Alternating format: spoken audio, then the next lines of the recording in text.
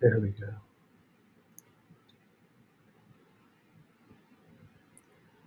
It's happening. I realize this. We're here. We're going to give it a few moments for people to gather in the background, which usually means between 1 and 6 people. Between 1 and 6 people on the Earth plane will find this broadcast within the first 3 minutes. Roll on in. Greetings, everyone. We're going to attempt to light this overly moistened piece of sage here. For those of you guys who don't know, we do live in the heart of the beautiful sweat lodge that is Florida. And it's both, well, it's not raining now, but it was, doing that thing where it rains and it's still 90 outside. So it's like we're just in this really incredibly, amazingly, honestly, I kind of enjoy it, but it's a wild, wild kind of just sweat zone of murky, what's the word I'm looking for? Humidity. There it is. Boom. Anyway, greetings, everyone. Come on back in. I think it's been a month. Has it been 3 weeks? Has it been, honestly, my concept of time is so bad that I'm like, I think it's been about a month maybe since we did a live. I'm thinking it's been about 30 days.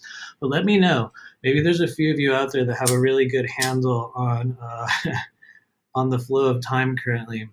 But roll on in. Yeah, see, it's literally too humid to even light my sage or my smudge stick here. So for those of you that don't know, that means this entire live stream is going to be completely vulnerable to every single type of negative entity that can exist. So you should not take anything that I say seriously. That's just how it is. And anyway, I'm totally kidding. We're going to give it a few moments. Let me know if you guys have any questions as you're coming in. Yeah, normally that'll light, but I think it's been sitting in a hot area for too long. But it's really good to see you guys. What's up, Andromedan? I saw you before the live started. Yeah, thank you for rolling in here. I feel the intensity in your current energy field. I mean that very, very sincerely, by the way. I absolutely feel that. And so anyways, greetings, everyone. Like I said, it's been about a month. I was going to do kind of an intro. I don't know if you guys know this. You probably don't. StreamYard has this sort of theme. So it's so dumb. StreamYard has a theme song thing that they'll play when you start your live stream. I just discovered this today when I was kind of going through all the settings and stuff, before we started right now. And I was like, whoa, there's weird music that we can play. And so it's really cheesy. It's sort of like Muzak. For anyone out there that remembers Muzak, it's very, very similar. It's like this weird cheesy backing track that just it's like as soon as I play it, we're gonna enter a doctor's office. So are you guys ready? Let's do it. We're gonna enter a doctor's office. The year is, let's see, what year will it be? Oh, I don't know if I can choose the music for the intro. Okay, well we have other music choices. But unfortunately, we only get this one. And so for all of you guys that are here, cool, we got 18 people in the house. We're gonna neuralize you. That means we're gonna immediately erase the last 3.5 minutes of data, and we're just gonna go ahead and play this intro. Here we go. The live stream begins.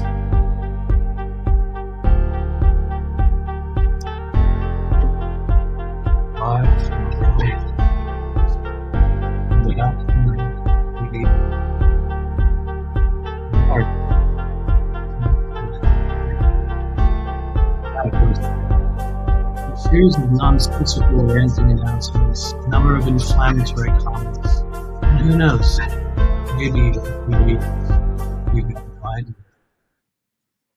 Boom, that's my immediate intro. There it goes. I feel a lot better now that we've done some form of a proper introduction. And so, greetings, everyone. We are back once again. What's up, Ria? It's good to see you as well. Hello. See, even the little banner thing is different. I guess my computer kind of updated itself. Selena got it. It's kind of a 1997 vibe. Now that I played the whole 30-second thing, I think it's more of a early 2000s vibe. I would put it in kind of like a 2003, 2004, which is still that's like ancient, right? And for those of you guys that were around in 2003 and 2004, the early 2000s, it's crazy to think that is now considered, drum roll, 20 years ago. Is that weird? 20 years ago. Anyway, what's up, Joanna LeBlanc? Good to see you. We have Miss White Swan out there in the wilds of Canada. What kind of are those? Are those ducks? What are those? Dodos? I have no idea, but it's very, very cool. Very, very cool. Let me know if you guys have any questions as we get started today. We are going to be answering some questions. We're going to give a little bit of an update in terms of, where we've been, what have we been doing. I am definitely a person who will take sudden long breaks. I'll just literally like boom, and then just go away for a while. For me, it's a very healthy thing. I reserve the right to completely disconnect at any moment. And honestly, I think everyone that is part of this kind of, starseed soul group, or, whatever kind of new age label you want to put on, the people or the community or the soul group that kind of finds this, I encourage everyone every once in a while, like, completely disconnect from all of this shit and all the people and all the stories and all the claims and all the wildness. I think is one of the most healthy things that you can do. Just unplug yourself from it for a while and just observe. And so I've been kind of observing, I would say, over the past 3 weeks or so. Oh, and somebody confirmed it. Well, I found it. What's up, John Kins? It's 3 weeks. Thank you. You know what's wild? I should know this. If I was an AI, you would be able to instantly ask me that question, and I would be like, "It's been approximately 3 weeks, 39 hours, 47 seconds, or whatever it is." Or what was the line from Donnie Darko? Does anyone remember the time frame between when the movie started and when the world was going to end? For those of you guys that have seen the movie Donnie Darko, I realize it's like a really old movie at this stage, and so I'm speaking from a perspective of a slightly older generation. But for those of you guys that have seen Donnie Darko, I think it was like 28 days, 40 something hours, something minutes, and 32 seconds until the world ends. And so if I was an AI, I would be able to tell you exactly how many seconds it's been since I've been here. Or at least that's my assumption. As a person who has watched other people use Chat GPT, I just kind of assume. I just assume that it's going to tell you the exact amount of time. If the AI can't tell us how long it's been since we did a live stream, or I don't know how long it's been since you brushed your teeth, what good is it? Seriously, what good is it? I don't know. I've got no bloody idea. Anyway, come on in, you guys. For some of you guys that don't know, which is literally pretty much everyone here, we celebrated. We had a little bit of a celebration. By celebration, I mean I got to sit on my couch for several weeks and dissociate and think about life. That's my version of a celebration. But we crossed over what I would call the anniversary, the kind of sparking point for kind of my journey as a professional intuitive. A few weeks back, I want to say, like, oh yeah, there it is, July 17th of 2017. And so before we get started too deep into mindless ranting here today, we're going to talk a little bit about that. I for those of you guys that don't know, I officially began what we might call my kind of primary mission in this human life right around July of 2017. Prior to that, I had been doing a number of readings, a few energy clearings. I had been kind of trying to weather the bizarreness that had been happening in my life over the past few years. Crazy awakening stuff, crazy turns. I was literally at the stage, and some of you guys know this story, some of you don't. But I was literally at that moment in July of 2017. It was the day, I think it was that actual day that I departed, but right around that day, maybe the day before, I remember packing my stuff. I remember putting all my things. I started gathering them on the curb of the house that I had lived in at the time. And it was like I was stacking all of these pieces of like a previous identity, a previous person. It was like that stage where you decide, what am I bringing with me into the next stage of my journey? And for any of us that have had or maybe made a huge life decision where you were like, you know what, fuck it, I'm going to do this thing. Here we go. I don't know what's on the other side of it.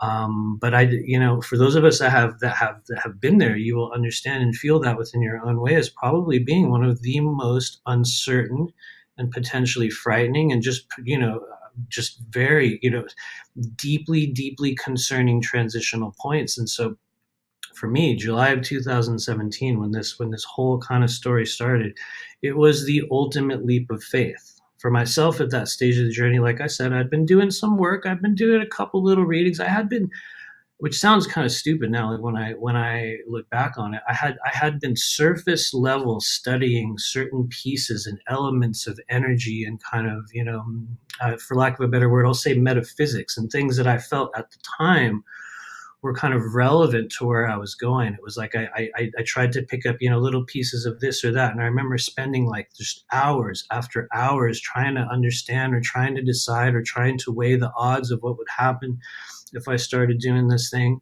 And right around July 17th, right, in fact, that was the day when I kind of put everything online, right on, Facebook, which it's funny that we'll use, something like a Facebook post or the creation of, maybe in this case it was a Facebook business profile that I was creating for the psychic work and the energy clearing work that I was starting to do. It's funny that we choose or look back on those moments as, being that sort of indicator. We're like, oh, there it was, it showed up. That was how I knew about it. It showed up on Facebook, and it was like this weird anniversary post, and I was like,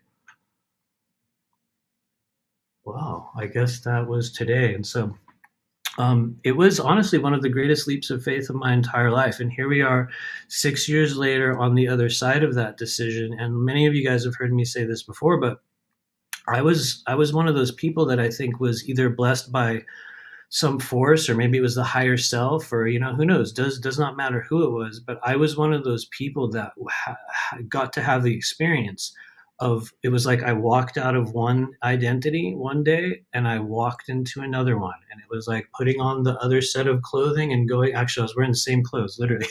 So, it's like I just went into a different channel. I went into a different part of the human journey. And I think the reason why we're talking about that here today is because there are a number of people that will find this channel, people that are having notable, strange, bizarre, powerful experiences with understanding who they are and what they can do, what they're capable of, the abilities that are kind of nestled within the human architecture, within our non-physical anatomy. People are coming to absolutely new stages of understanding what I am capable of. And I think with that, as we go farther along through what we might call this great awakening process, or this, activation, or, whatever kind of new age buzzwords you want to add to it, there are going to be many other people who will choose to make similar decisions, who will choose to quite literally alter their physical human timeline by taking the biggest leap of faith that they could ever take in this journey without knowing anything that's on the other side of it. So for me, I guess I spent the last 3 weeks looking back on that decision. If you want to know the truth,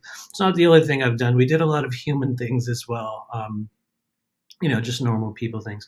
But it's been a cool period of time for me to kind of look back on that and go, whoa, look at how much has changed. Look at all the things in your life. And some of you guys know me on Facebook, and I think most of those pictures are still there. But for people that that do follow me there, you can dig back through my Facebook profile, and you'll find pictures of me in just a completely different body, with like 30 pounds more weight and a whole different energy signature, just like a literal completely different version of myself. And I think that I would like that to remain as a living example of what happens when you physically change a timeline in this life, or when you have something like a walk-in or a soul braiding experience. And looking back on that over the past 3 weeks, not only was it the greatest decision that I had ever made, it was one that was guided by whatever forces that kind of conspire upon my behalf in this world. But like I was saying earlier,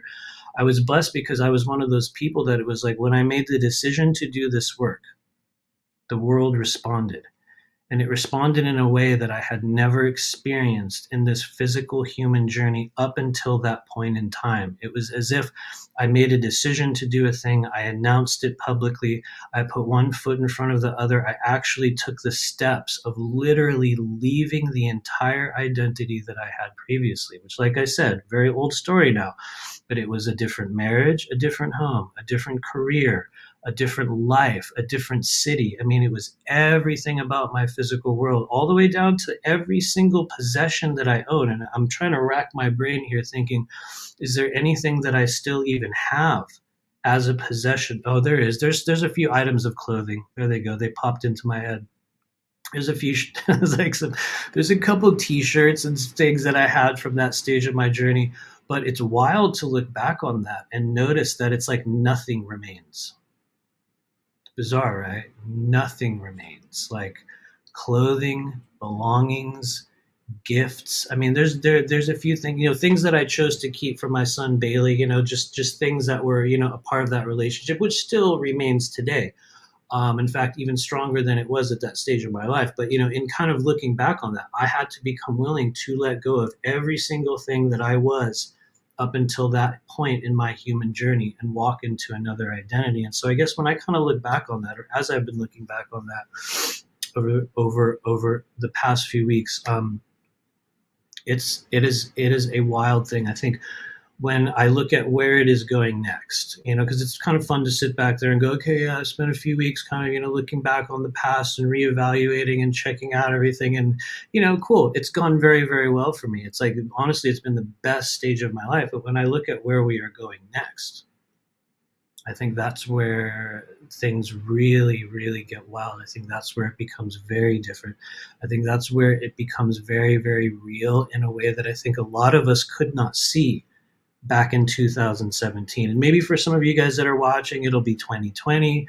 Depending on what age you are, maybe you had a notable timeline shift or some form of a walk-in or a great, great corner turn in your human journey. Who knows? It could have been back in the 80s, depending on what age group we're in. But the reason why I'm going on and on about all this today as we kind of start this live stream, I believe that we are approaching a stage in our human journey in 2023 in which we are about to experience over the next year, over the next few months. We could say it 18 months, however long it is until we experience. And sorry to make it about an Earth-based event thing. For those of us in the U.S., it's going to be primarily based around, what's going to be happening with some sort of socio-political events. We're talking about things like the election and all that. But we are coming to a stage in the human journey where the decisions that you are making right now in this month right now, and if you guys are watching, for those of you guys that continue to come back to this channel, I would like you to search your mind and search your heart and think of right now, over the last couple months,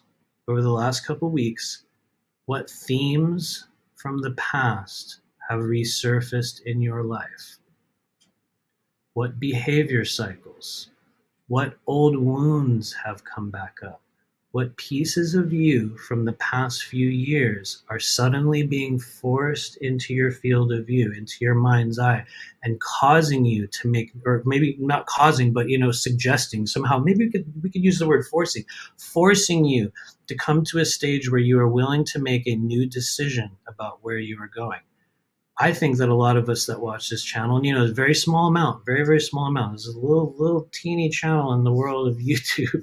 But for those that do, those that find this, you will be going through a very distinct state of change based upon who you were previously and the decisions that you're making right now in terms of who you want to become. I think what we're having right now, in we could call it summer of 2023, is a really, really huge timeline choice point that's going to extend to people in all walks of life, whether it's people in this community, whether it's people in the third density, mind wiped, kind of brainwashed, vaxxed out like community. It could also be them.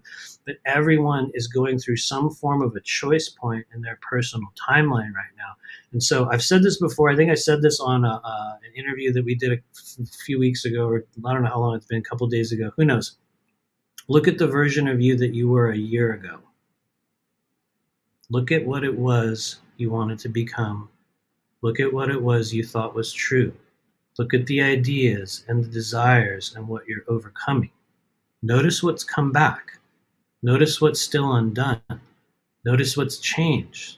Notice what's left. I think we've been changing timelines at such a shockingly rapid pace that where we are now is going to be so shockingly different from where we are come, we'll just put it in, fall of 2024, that you're going to look back on this, on these moments, on these times. And I think for some of us, we're going to be going, man, I did it. I made the right choice. I can't believe this and this and this is happening. And for other people, we're still going to be stuck in this phase of kind of not understanding why things aren't working or why it's not transpiring or picking up or growing or expanding the way that we thought it was. I can say that for me. I mean, definitely a choice point in terms of what it is that you really want. where it is that you would like to go. What are your, how to prioritize your desires in the energy of the moment. It's funny because we were doing some readings in our Patreon group. I want to say it was like a week or two ago. Maybe it was a week ago. I don't know. Anyway, very, very short time ago, we were doing some readings in the Patreon group, and I think someone, just one of the people in the group we had given a reading to, and the reply that I heard in my head was one that I've been repeating to myself ever since, and that was, you are entering a stage of the human journey in which you must prioritize your desires, what you're willing to really, really put your energy and your time and your focus on the line for. And I'll be real. I'm just going to say an inflammatory thing because we're in this stupid thing. I thought of this dumb idea. I'm like, we're going into absolute authenticity August. What does that mean? I'm just going to say whatever I feel and whatever I believe to be true and be the realest, truest version of me. And the reason why I'm going on this rant at the start of our live stream today is because I've been observing over the past couple of weeks just an absolute shocking amount of what I call spiritual disclosure bullshit, like absolute literal fakery, spiritual salesmanship, and just this sort of like ascension kind of great awakening game that I think has, for some people, not everyone, because when you say stuff like this, people think, oh, you mean this person, you mean that person, you mean everyone. No, I'll tell you very, very specifically what I mean in a moment. I think we're at a stage where that's becoming so utterly diluted that, like I was saying a few moments ago, people that are coming to a new stage where they're noticing where we've been, we're noticing what's happened over the past few years, we're noticing these turning points, these changes, these timeline shifts, these new people, these new movements, these new ideas entering our sphere, entering our reality bubble. And there's a lot of people now that are looking at this thing and going, I noticed there's a whole group of people in our spiritual community that every month they try to sell you this, or they sell you that, or they tell you there's some kind of a portal opening, or this, there's this crazy over reliance upon some form of like new age spiritual kind of just stuff that gets recycled over and over and over again. And anyway, going back to the big point of this is that look at how much of that has changed within yourself, your belief systems and your ideas, and then look at the outer world and notice how many people are still playing that game. They're still rolling around in it. They're still doing it over and over and over again. It's like, I heard there's going to be mass arrests. Here we come. It's going to happen. Or the best one that I love, and I'm not saying this from a cynical perspective because I know it'll happen in our lifetime, but, the whole disclosure thing, now we've got hearings, and surely that's official disclosure, right? Surely it is, right? And, there's a lot of viewpoints and ideas around that. I actually think it's a good thing, but one of the reasons why we're gathered here today is because I want to encourage everybody not only to look back at the past few years of your life and understand what has changed, but more so look at what is not changing, what has not gotten better, what prophecies have not been fulfilled, what big woo-woo spiritual stories are these new age influencers telling you every single month that actually never happened. I hate to say it. I'm going to give you a really good, a perfect example of a person who just kind of spills out all these prophecies, and literally none of them ever happened. And I love this person, so this is not a criticism, but I'm just going to give you a really good example of what I'm talking about here today. And I'm not going to talk about this guy too much because if he was doing a live stream tomorrow, I would watch it and I would enjoy it. But that's David Wilcock. I'm giving you an example, a personality type to work with, to go, okay, I see what he's saying. Yeah, we've got many years of all kinds of fake claims and just utter bullshit. It's very, very, very entertaining. Really fun to watch. Fragments of truth in every little bit of it. But I'm saying, look at what has not taken place and look at those people who are still trying to sell you on the idea that here it comes, 5D, it's imminent, ascension, here we go, it's happening right now. And anyway, today we're gonna talk a little bit about that in a few moments here. But I'm gonna change channels really quick. We're gonna switch over, and I'm just gonna make a couple announcements first. And believe it or not, we're gonna try to keep this live here today to around an hour. I know for some of you guys, you're going to be like, that's impossible. It might be impossible for me as well, but we're going to try to do maybe more of these for shorter periods of time. But Anyway, a couple announcements really quickly. I'm going to check your comments because I'm over here kind of ranting about, past timelines and, wild stuff and spiritual salesmanship. And I'm kind of doing it in a very vague manner, but we'll get more specific soon. Anyway, what's up, Leyland? You got it. 28 days, 6 hours, 42 minutes, 12 seconds. The world will end. I'll be real. Donnie Darko was an incredible movie. I really felt like, I think like we all did. For everyone that watches that, it's like, you've really found yourself in him. But anyway, the reason why I'm kind of mentioning that is for those of you guys that have seen Donnie Darko, there's stages in the movie in which he's kind of lapsing really, really heavily into this kind of dissociative, kind of schizoaffective thing that he has. And yeah, there's a lot of multi-dimensional shit going on too. But there's this stage for those of you guys that have seen the movie where he's kind of walking around and there's this trail. There's this stream of energy that emits from people's bodies that kind of links them all together. The crazy thing is, I have actually physically seen that. It's a literally real thing, and it's a very, very tangible and real stream of energy, entirely non-physical, that does connect all living things. I know a lot of you guys have viewed or heard about it or perceived it in your own way, but that was an interesting kind of point of reference. In looking back on that movie, knowing what I know now, and looking at the pieces and the elements of it, it's like, whoa, that was literally real. Or at least something that I have experienced. Because it's always kind of a dicey thing when we say, well, I've experienced it, therefore it's real. Do you want to get technical? You know what I mean? Anyway, what's up, Wyatt Swan? She says, this is your 200th video. Well, I had no idea. Thank you for noticing that. I had no idea. Thank you, everyone.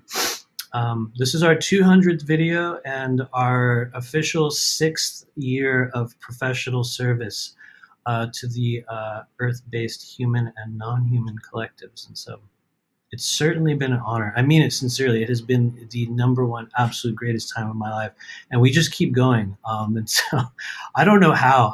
I am gonna be real, because you'll see a lot of people in this community. I'm being absolutely honest. I viewed it. We've all seen it. What I've seen is people tend to get about a 1 to 3 year run. It's like you'll see someone kind of rise up and they'll start doing all this work, and I'd say between 1 and 3 years, sometimes longer, you'll notice this cycle of kind of rising and falling within the energy that rises within the kind of the movement and the momentum that they generate in our life. You can look back at a number of kind of influencers and shows and podcasts and kind of notable personalities that you've seen within this community, and you'll notice, and I promise you, go back and look, people tend to get about a 1 to 3 year cycle. I think one of the reasons for that is not only because it's a chapter that will occur for some people in which you'll take great interest and kind of, really immerse yourself in certain things and kind of audition other pieces of yourself, but a lot of people do not ever, I shouldn't say ever, many, let me correct that little phrase. Many people I have viewed and witnessed that do professional or so-called professional work within what we would call this kind of spiritual, physical realm. I think one of the reasons why people tend to have short runs in doing this type of work is because they will come to a stage in which something becomes depleted within the human energy body, within, the chi, within the prana, within the kundalini that is within the body. And we have to come to a stage in which we start to cultivate it. We start to grow it. We start to improve it. We start to enhance both the physical and the non-physical body, whether that be through detox, whether that be through shadow work, whether that be through healing the inner child, whether that be through working out physically, becoming more physically sound and fit. And just the thing that I've noticed is that people tend to have a short run because they do not cultivate the energy body. And I think one of the reasons why we continue to do well and thrive in the work that we do is because that takes primary importance for me in terms of every single time we're doing sessions or we're talking to people. And you guys have heard it. You've heard it so many times on this channel that you probably don't hear it anymore. And maybe one day we'll do a drinking game or something. Not that I drink, because I actually really don't like alcohol, but we'll do a different game. We're I don't know. Anyway, we'll do a coffee drinking game. That sounds so dumb and old and square, but every single time I tell someone to do qigong, which is literally every single day, constantly, that is one of the things, whether that be yoga, whether it be qigong, is some form of thoughtful body movement that is constantly moving and expanding and growing and healing, tonifying and harmonizing the non-physical channels in the body. I think when we look at people who do work for a short period of time and taper out, or other people that will kind of maintain that frequency or that wavelength within the body, in most cases, it's because they continue to cultivate vital life force energy within the body. People that don't will end up getting sick. They will end up getting crazy. They will end up becoming weakened. You'll watch rapid aging, which I think is just also kind of a byproduct of what happens to people who kind of put themselves in the line of fire and they're constantly engaging in non-physical energy. There's also a dissociation from the physical world that can be problematic, but at this stage of the game, you guys, or at least what I would like to focus on over the next few months, is about cultivation of the energy body, cultivation of the spirit, cultivation of your abilities of discernment and your ability to begin to take in information, to look at a person's energy, to look at their eyes. And let's be specific. Where do I look when I'm reading energy of someone's eyes? Well, yes, everywhere. But what I've noticed in my own way is that there's a lot of data that will come from the corners. And I know for some people, that's such a weird phrase. You're like, what? So you're telling me that your priority is on helping people read energy and cultivating life force energy in the body and starting to be able to look at their eyes and read them on a different level? Yes. It's also the voice. It's also the body language. And what essentially is we are training each other, and we are remembering how to engage in the non-physical realms. And so I think as we go forward in the coming months, we're going to be putting a lot more emphasis upon, yes, of course, all the energetic anatomy that we talk about, but more so upon experiences and what it is we're doing and what it is we're creating, and the channels and the places, the access points on the body through which we can constantly send energy to, and over time, very, very quickly, learn what is real, what is not real, what is bullshit, what is literally true. And we're going to, trust me, we're going to talk more about that in a little bit. I have a couple announcements that I'm getting diverted from because I keep ranting, but I'll check your comments. Thank you, everyone. Oh, I see Jen Armstrong there in the background. What's going on, Jen Armstrong? I'm a 53-year-old woman, and mid-October, there we go, will be 12 months. It has taken to create a dome all by myself. I'm firing on all cylinders. Thanks, Jen. It's good to see you. Thanks for hanging out all this time. You've been around for years. I mean, old school now, right? Like, really, been around for years, man. Back in the day. I feel you. What's up, Jamie Zoe Givens? I started back on my Qigong forms that I learned in 1993 after taking your psychic defense class. Thanks for that. Thank you. You will probably have a lot more knowledge and a lot more to work with. I use an ultra simplified, like kind of like ultra beginner basic Qigong that honestly what we're doing is we're just filling and expanding the human energy bubble over and over and over again, and we're kind of cleansing organs at the same time. And that is honestly the key. I've said it so many times in a row. People will be so tired of hearing that.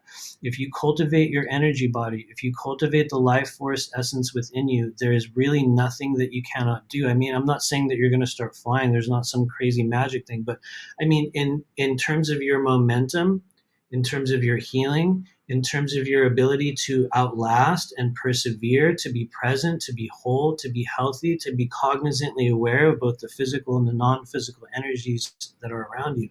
Through my experience in this human journey, that's been the number one. That has been the number one thing. I think that helps me keep going in the work that I'm doing. And let me tell you guys, sometimes it's very, very difficult. If you do this work professionally, you will go through many twists and turns. You will have months and actually years in which you will be so busy that you will never even have time to make yourself dinner if you don't, manage your schedule. And you will also have times in which literally nothing happens, in which you question the universe. Why am I doing this? Where did everyone go? What was happening? You will ask yourself, what did I do wrong? What do I need to heal? What do I need to realize? And you'll go through many, many different versions of yourself. And you'll also learn to really, really notice like the waves of darkness, the waves of light, the craziness, just the many, many versions of ourselves that kind of exist within us at the same time. Like I said, it's the greatest honor that I could have ever chosen. Whoever chose that for me, thank you. Whoever that was. Maybe it was my higher self. Maybe it was the Galactic Federation. You never know. Anyway, I think one of the greatest things we can do is not take ourselves too seriously. So, for those of you guys that are new, you'll notice I will always instantly self-deprecate as soon as I say something about myself. We'll kind of make it into a joke as well. Honestly, I think that's one of the some people won't agree. I think it's one of the healthiest things we can do, especially when we enter a realm of doing this work on a professional or semi-professional, or just I shouldn't even use the word professional, on a dedicated basis, on a dedicated daily basis. I think one of the best things we can do is never take yourself too seriously. I would also say, and many of you guys know this, since we're just going on a weird rant, it's 35 minutes in. I would also say that self-importance will be your greatest enemy. For those that truly want to have an impact, for those that really want to affect others, for those that truly want to be present and accountable, that want to be cognizantly aware and actively a part of some, spiritual action or some sort of multi-dimensional transaction that takes place. What I've viewed or what I've experienced within myself, what I've learned is that one of the greatest enemies, one of the greatest things that stops us from being able to perceive or being able to interact with such energies is the self-importance that we hold within our ego, within our body. It's also many of the emotional wounds that we hold that cause us to not give ourselves permission to fully experience something. And I have noticed a very, very curious kind of mix-up of this crazy wave of kind of self-importance that a lot of us get, and also mixed with a lot of, we could say self-hatred and lack of authorization to experience or perceive something entirely new. And so anyway, watch out, I'll just keep ranting on this, but never take yourselves too seriously. I've noticed that as soon as I see someone doing that lately, and this is, you guys will also view a lot of my personality defects and negative quirks as we go along over the years. I have noticed that when I encounter people that are kind of on that kick of like, you don't understand how powerful and real, just they're going into that kind of self-importance script. I have this weird thing where it's like I actively want to ridicule that, and I know that's definitely it's not a good thing. It's not a good thing, but I think awareness of yourself and your tendencies when you're kind of confronted by ridiculousness is very, very healthy. And so you guys will see me ridiculing a little bit here and there, and just straight up talking shit about a few things now and then. But like I said, I think it's important to be real. Anyway, there was some good comments here that I was going to pull up. What's up, Paisley? You called it. The old Matrix doesn't work anymore. It kind of doesn't. I mean, I suppose for some people it probably does, right? I think there's a lot of people on Earth who kind of like their soul's agreement is to remain deeply entrenched within the third density matrix for their entire human journey. I think you can definitely, anyone can break out of that. But I think for a lot of us, that is not the case. I shouldn't even say a lot of us. I think the soul makes its own choice, but I do believe that for a number of us, we're going to remain on that timeline of dictated reality versus our version of created reality. Anyway, I'm losing my focus because I'm looking for this comment that rolled through, and now I cannot find it. Anyway, what's up, Oathkeeper? Have you listened to Philip K. Dick's book on the artifact? What's weird is I'm familiar with it. I've heard of it, but I have not read it. Not to make it kind of basic or weird, but maybe weird's not the right descriptor, but I think the only Philip K. Dick book that I have read the entirety of was Do Androids Dream of Electric Sheep, which honestly is a brilliant book for those of you guys that are into that stuff. For those of you guys that don't know, it was the predecessor, or it was what the movie Blade Runner was based upon. It is remarkably different from the movie Blade Runner, but it was just kind of, it was a very notable experience for me at an earlier stage of my life, spending a lot of time with Do Androids Dream of Electric Sheep. There's some interesting twists and turns, and I think changes that they made with the character of Deckard in the book versus the movie that I think actually the movie improved upon it. I would even go so far as to say they're not really comparable. Do Androids Dream of Electric Sheep versus Blade Runner? There's remarkable similarities. I mean, they are essentially the same story, but you'll, for those of you guys that are familiar with that, which might be no one here, I don't know. You'll notice, for those of you guys that are familiar with both of them, there's just interesting changes that took place. That said, I know this is a random question, but I'm just curious in the chat. Does any if anyone has a favorite book to movie adaptation, meaning it was a book and then it became a movie? I'm just curious, just a random question. I will tell you honestly, my all time favorite book to movie adaptation. And it's weird that I actually have an all time favorite in this area because I'm one of those people that's like I can't really name any one thing that is the best in any area. But when it comes to book to movie adaptations, um, No Country for Old Men, in my opinion, is the absolute number one that I have seen in ever. I mean, when you look at the way they translate, I think it's Cormac McCarthy. I want to say, was it Cormac McCarthy that wrote No Country for Old Men? I want to say it is. I might be totally wrong. Somebody out there might correct me.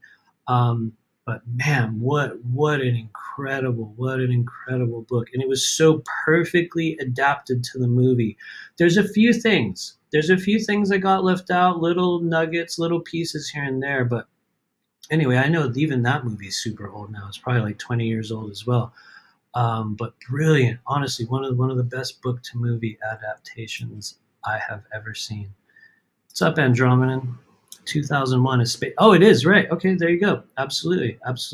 That's a very very good example. Um, Although, and I have not read 2001, the book, so I'm not going to be able to tell you too much about it. But I am aware that there was a lot of changes made along the way. And anyway, I'm speaking about something I do not know too much about. But definitely there. Cousin Buzzin, what's up? 1984. I remember reading 1984 far before I saw the movie, and I think at the time in between, when I had read the book and watched the movie, I never really put together any of the differences between the two. I hadn't really kind of noticed the discrepancies or changes, but very incredibly powerful. Andromeda says AI named Hal took over. Totally. HAL 9000. I guess we have a version of HAL 9000 now, right? Is it Chat GPT? Is that an incorrect, what's the word I'm looking for? Comparison? It might be. Might very well be. We're getting a really awkward ray of light here, so pretty soon I'm going to be like this. But anyway, what's up, Hope? Dune. Yes, absolutely. What's crazy is somebody gave me the Dune book, or maybe was it books, like years ago. I think honestly, this is like 12, 13 years old. And I remember somebody gave me this huge Dune book, and it was like this thick. And I remember going like, just like what, I never actually read it. I never read it, and I never saw the new movie. I did not see the new movie, but I saw the original. One. Was that? I think it was a David Lynch movie. It might have been. I don't know, but the original Dune was great. Although I think I kind of a lot of the concepts and the ideas at that stage of the journey were completely lost on me. I didn't really get what they were talking about, and I was like, whoa, okay, this is really cool and weird and dark and mystical, and I don't really understand it, but damn. And so, unfortunately, we never got to read the book. But anyway, thank you, Hope. Let me know if you guys have any other questions. I'm finally going to get to our announcement. Now that it's 45 minutes into our broadcast, so we can pretty much guarantee that very few people will know about this. But this Sunday, I believe it is August 6th. I believe Sunday is August 6th.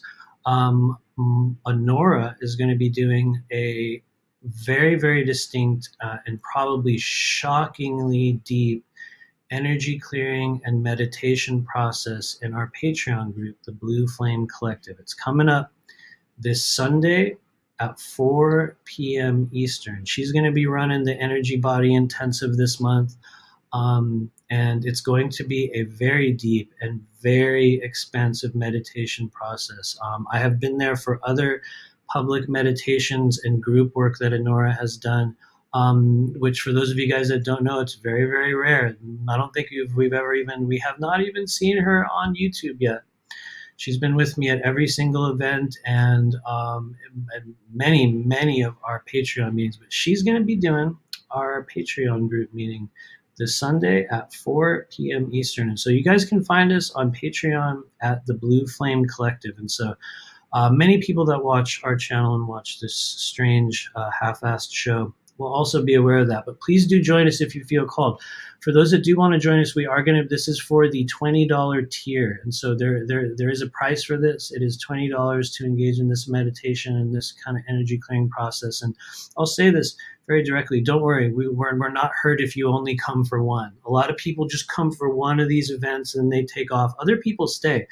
But feel free, please do join us. If you're at the stage right now where you're just noticing buildup in the energy body, if you're noticing frustration, if you're seeking to experience a deeper level of clarity within yourself, not one that is handed to you, not, the voice of someone saying, here's what you should do, here's how, here's what's true, nothing like that. It's not a truth or an energy that's dictated to you. It's a feeling of clarity and kind of direction and sovereignty within the self. If you're looking for those feelings, if you've been having a hard time generating that within yourself, these are things that are very, very effectively enhanced and brought out in the processes and the work that we do.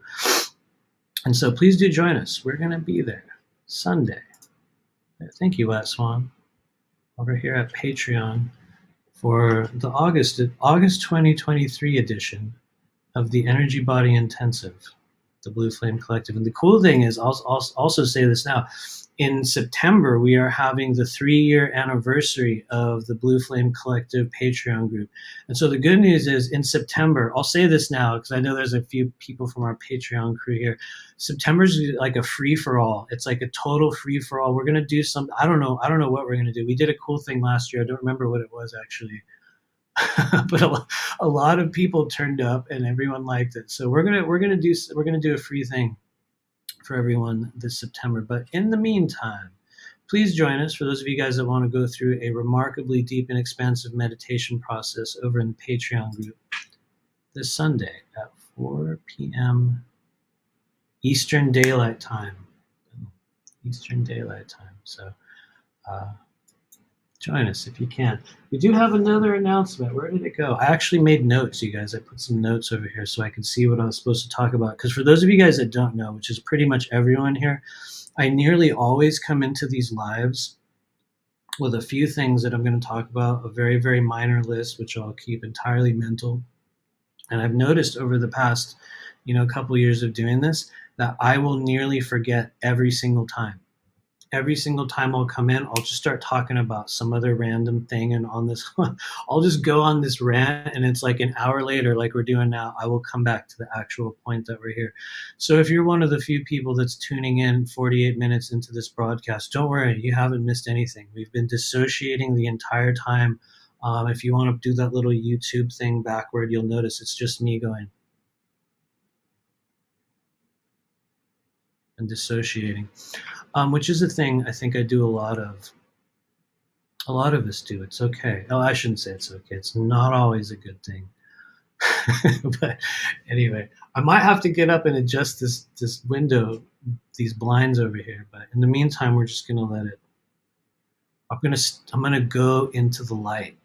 We're going into the light live on YouTube, you guys. Can somebody post that on Facebook? Go on Facebook and say we're going into the light, and just see what happens. Somebody will probably call you a shill instantly, and then another person will want to pay you $44 to engage in the portal or something. But anyway, thank you, Geraldine. It's good to see you. I'm grateful that you have found a new home or a new place to live in your location. I know there's some other people out there kind of looking for permanence, kind of looking for grounding, looking for a place, for a tribe, for somewhere that they can, truly, truly be themselves. And if you're one of those people, my prayer for you is that you're going to find that in the coming days and weeks and months. And the reason why I say that is because the people that have been coming in for private sessions lately, I've been noticing some of those themes. People will come in, seeking deeper meaning, seeking, where's my tribe, where's my people, and I know this is kind of an ascension buzzword, but I'll use it. Where is my twin flame? Where is my partner? Where are those other pieces of myself, the fractalized elements? We are seeking togetherness, we are seeking partnership, we're seeking compassion, we're seeking friendship, we're seeking belonging. And I've noticed that, lately, people that have been coming in, they haven't exactly been feeling that, or people are seeking those feelings in their life. And so I guess every now and then when I see people that are actually making that work, it's a beautiful thing to see. Thank you, Cat Spiral. I appreciate you. Thank you for being here. If you found this vibration, Cat Spiral, and I'm saying this sincerely, not in the cheesy way, because a lot of people, they'll say it and they're like, well, that's because you are too, and it's like just some like spiritual platitude where it's like, I'll just repeat that to you. But honestly, this is a real thing.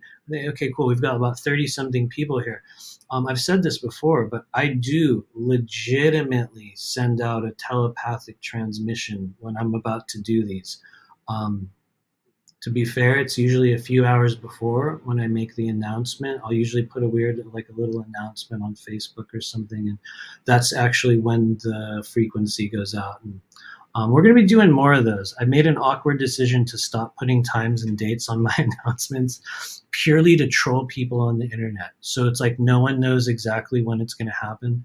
And pretty soon I'll start announcing that the live stream already happened, and it was only for those of us on the astral plane. In fact, we're going to do another one right after this, a members only meeting, only for people who are not in physical bodies. So if you do want to join that, let me know.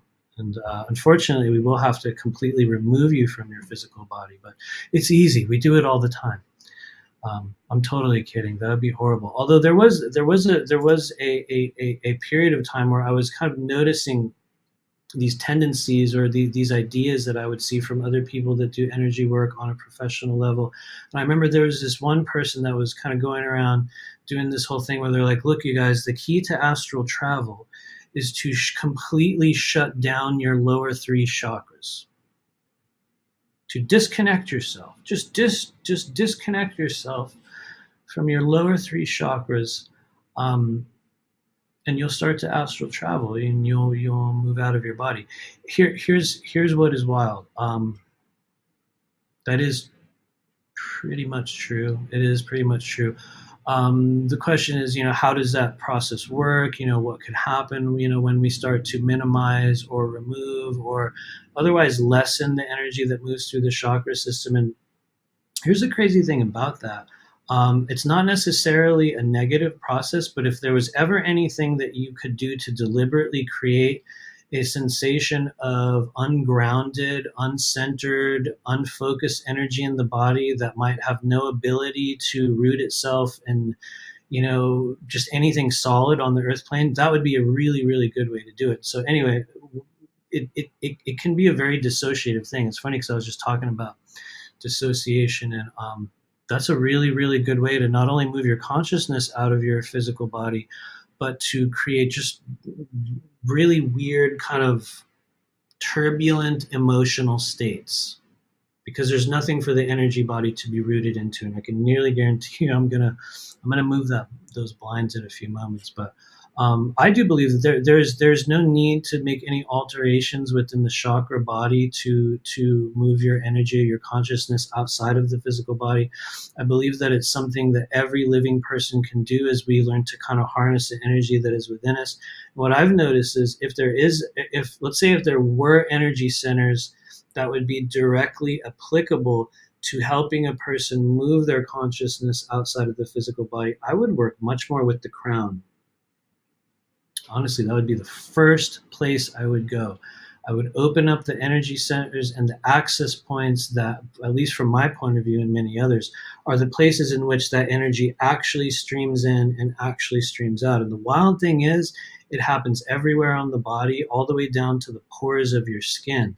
In fact, one of the most successful early stage kind of astral travel out of body, just kind of processes that I would do, had to do with breathing through the skin itself and opening up the pores within your skin, and then starting to stretch and move your consciousness through those pores.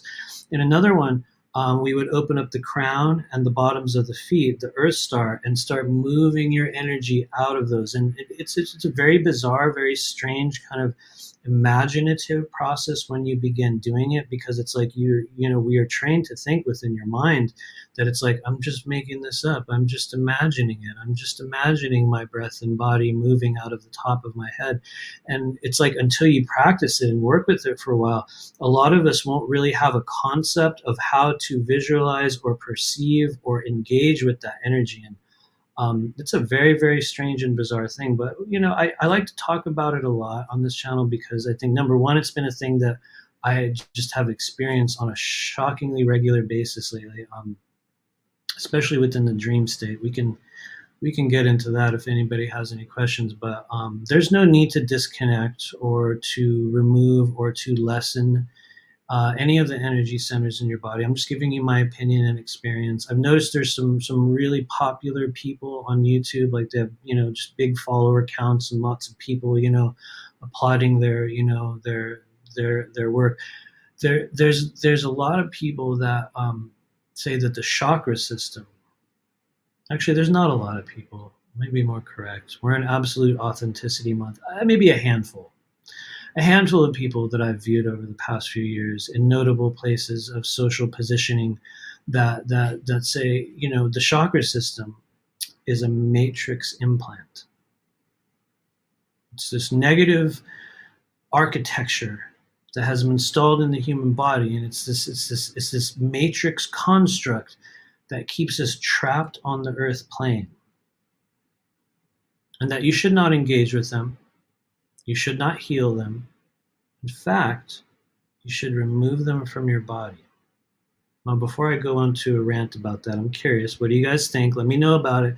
Has anyone here in this live stream heard about or engaged in or worked with chakra removal? If you have, let me know. I'm going to read a couple comments in the chat here. Actually, I'm going to close my blinds. Give me a moment here. Talk amongst yourselves in the background while I close my blinds.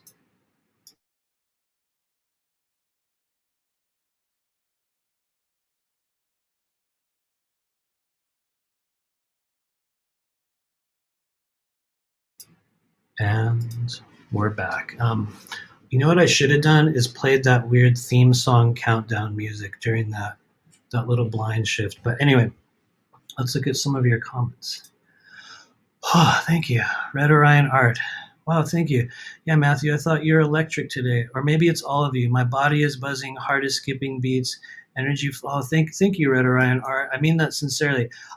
It's probably not me. It's probably just maybe your energy field and you kind of finding coherence within the moment and connecting with the field that kind of we're all a part of. I don't know, maybe it has a little bit to do with me, but I would say it's honestly more you, just like connecting in with what we would call just a for lack of a better word in the energy of the moment, just a better vibration or something that is maybe more fitting to yourself. And so thank you for saying that. I mean that very, very sincerely. Absolutely. Roar and Diamond Heart says, please do. Yeah, we're just gonna bounce right out of the body. I'm ready to go as well. I feel you. Work with your crown. Work with the Earth Star chakra. By work with them, what do I mean, you guys? I mean, start meditating upon them. Send energy into them. Send breath into them. Go through visualizations within your energy field that represent the opening of passageways, or what we might call access points within the energy body. The reason why we kind of use crown and Earth Star, or really grid chakra, if you want to call it that, is because they are responsible. Number one, Earth Star or grid responsible for where we connect in with the non-physical and physical earth plane. So, if you're going to move outside of the energy body, it is advisable to, at the very least, send breath and energy through that pathway so you can kind of lift up or create lightness within the energy body. And at the same time, if the crown is not open, or at the very least, like not really, somewhat passing energy through it, for most of us, we will be at the stage in which you will not even perceive that many of these things are real. And to give you a really good example of what a closed crown chakra looks like, these are people that are trapped in, I'll give you an extreme example, people who are stuck in like academia, people that don't have a willingness or an ability to understand or perceive or even discuss spiritual topics, people that get closed off conceptually to anything that takes place in the non-physical realm.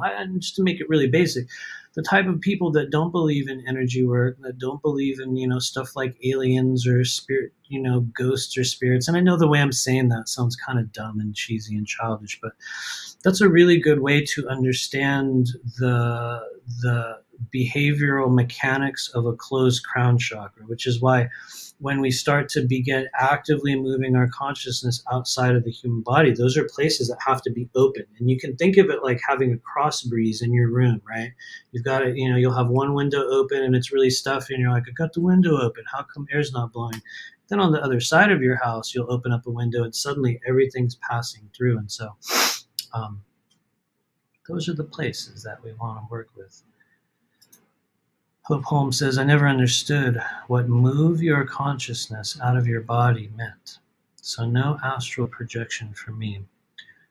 I think that you have the hope. If you've been, remembering your dreams, and if you're ever, just cognizantly aware of, your place in that dream realm, we could say very effectively that that is you outside of your body, experiencing some form of reality outside of, the physical entrapment of this, third density realm. And so I maybe I'm wrong. Only hold this if it fits. But I think you do a tremendous amount of astral travel. And I also believe that we all do when we're dreaming in the sleep state. This is absolutely where I think that's where it begins, where it happens for most of us. But you can begin to cultivate that within yourself. And I'll probably talk more about it as time goes on. But part of me doesn't really feel qualified to instruct people directly in moving outside of the energy body because actually, that's a good question. Why not? I think because it hasn't been something that I have explored from the perspective of wanting to teach it to other people. And I think that's because it's something that I don't even necessarily feel completely secure in with myself. What I've noticed is that, depending on the density of your emotions or the toxins in your body, that has a huge effect on it. And, as a person that makes great attempts and has lots of success and also not a lot of success at times, I think that there's lots of changes that I think we have to make within ourselves and our outlook and our perspectives before we can really do this on a dedicated level. And so I think, for some people, while it is something that every single person can do, it's something that not everyone will take the time to devote themselves to figuring it out. And I might have a gift of extreme obsession at times in my life because for me, started in 2010 and 11 when I was absolutely obsessed with I was like, I believe I can go outside of my body. And I don't know why I believed it. I didn't even know what that was at the time. I remember it was at a stage where I was listening to Coast AM all the time. And I still do. I listen to that show almost every night.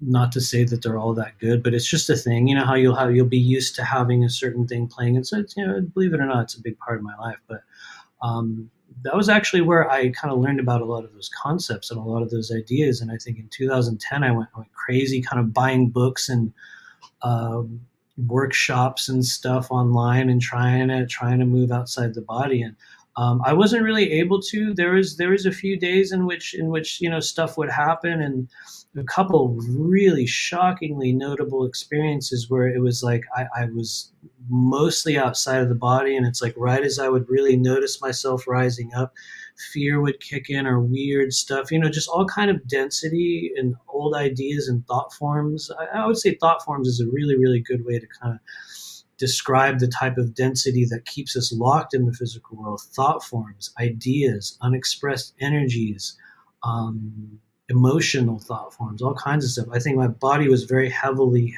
weighted by such things. And so for me, that really, really kicked off in 2015. That was the year in which I could not control it. I mean, quite literally could not control it. And the story has been told a million times, so it's ridiculous old news. But, between 2015 and I would say toward the end of 2016, for that whole almost 2-year period, it was really not that cool, but I would just phase out of the body all the time. And even at that stage, I kind of didn't realize it's exactly what was going on. It's just I would notice my consciousness or my mind or even my physical body at times would be so far above my head that I could look down. And I know this is always a weird one for people. It's like I had a 360-degree view of my body, which is crazy, right? You're like, how? What? How do you do that? I don't know how now. It was a thing that would happen at that, that just started happening around that stage. And um, remarkable. I've talked to many other people over the years that have had moments or experiences like that where some force of energy within them would kind of rise up and they would kind of just hover. Your consciousness will hover up above the top of your head. And it was crazy because, I mean, I could literally see and feel people that were behind the back of my head in another room. I remember days when I would be at the gym for some, I know a lot of weird stuff happens, when you're in this like repetitious physical movement thing, but it was like I would be at the gym on this like elliptical, or I'd be walking on this thing, because at that stage of my life, that was one of the only things that and qigong would kind of bring me back into my body. And so it was like I remember just sitting there hanging out at the gym, and I would just walk on this treadmill for hours at time. And it was like I could like look around and I could see the back of the gym and I could see people in the little room behind me, and I was like, how is this possible? How is this possible? And yet it is. It absolutely is. And so anyway, I'm just ranting, everyone. Thank you for being here. Thank you for being here. What's up, Bobby? Good to see you. I see you rolling through the background. The God particle is life's birthright, just by being, and no jab can remove that. Thank you. Absolutely. White Swan says, besides melding together the chakras into the dantians, I think removing them is a new age trap. Totally fake BS. Man. Whew, first off, thanks, White Swan, because you reminded me that that was the thing I was giving everybody a chance to comment on. I agree. I've had some really good friends, people that I trust, people that I've worked with, be like, I'm doing a chakra removal. And it's like, okay, cool. Good. And like, what happens after that? I'm just going to be real. What have I viewed? What have I seen, both empathically and I guess we could call it psychically from people that have done chakra removal? I mean this sincerely. When I look at the energy body of a person, I can think of one specifically. I won't say their name here. Probably nobody will know who they are anyway, so I'm not talking shit, but I'll just say it. I can think of one person in particular who's a very outspoken, like, your chakras are matrix implants, and I look at their body and I'm like, well, that's wild, because you got a third eye right there, and you got there's your crown, and I mean your throat's wildly open, and it's funny because you're saying you had your chakras removed, but I'm looking at your energy field and it's like I see it there.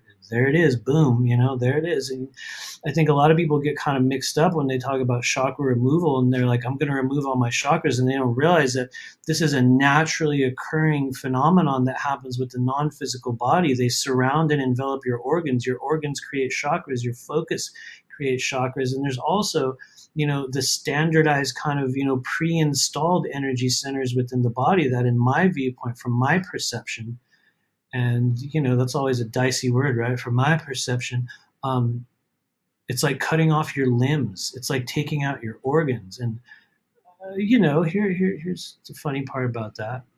You can remove many things from the human body and still be very operable. There's millions of people walking around without gallbladders, sometimes for good reasons. I've met people that have literally had their vagus nerve cut, and other people will have it, separated surgically. You know what I mean? It's a real thing. All kinds of stuff happens, and yet, they're still going. And so, you can, I think, remove your focus from the chakra system. I think that there are people on the earth plane that will come in with a very, very different energy body makeup.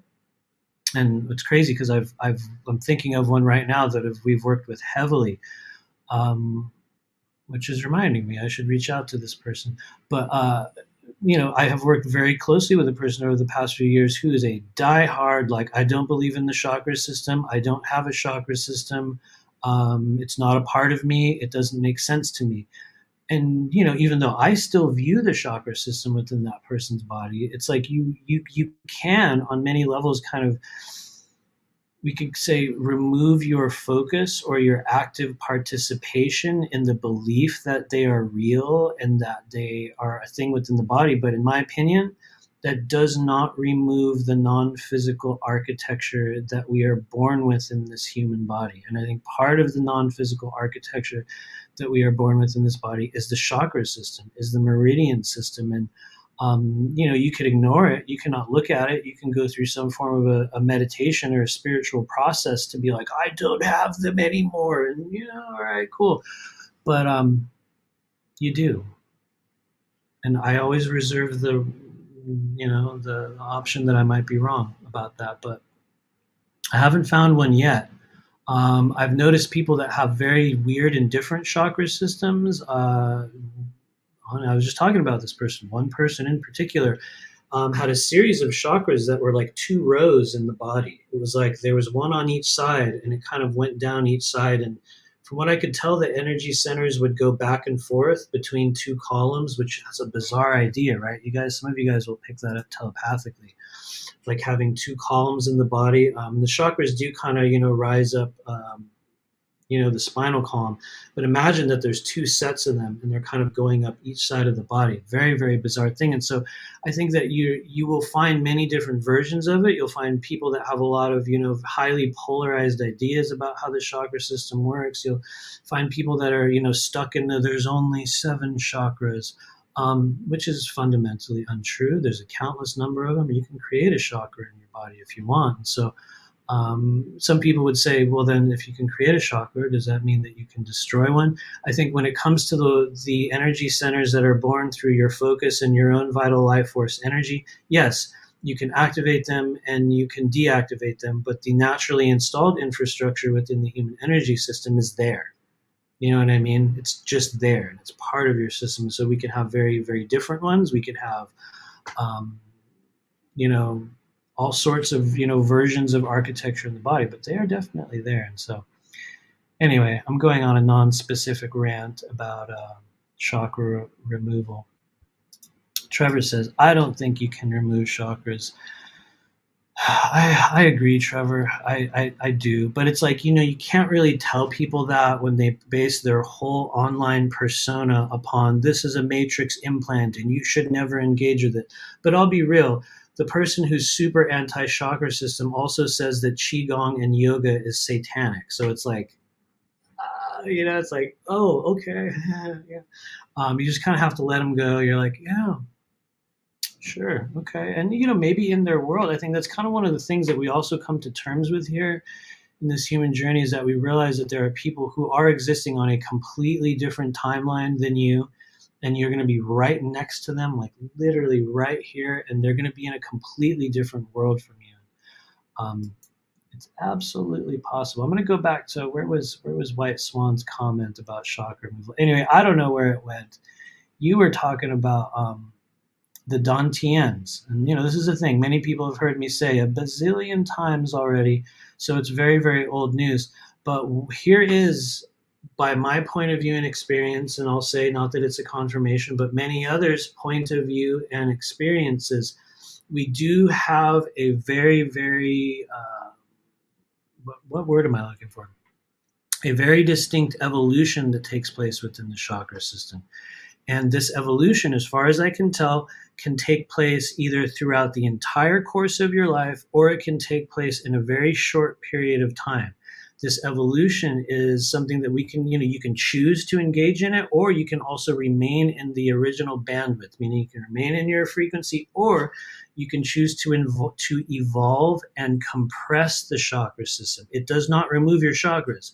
What it does is it concentrates the energy of the chakra system into 3 energy centers in the body. The Dantian system. And for those of you guys that are familiar with the Dantian system, it's referenced throughout all over the world. It basically talks about how we have 3 primary energy centers: the upper Dantian, the middle or center dantian, and the lower dantian. Now, the upper dantian, this is the realm of the mind, this is the realm of spirit, this is the realm of non-physical energy. The center dantian, this is the realm of emotion, this is the realm of momentum. And I'm trying to think of the data points from previous classes when we talked about the dantians.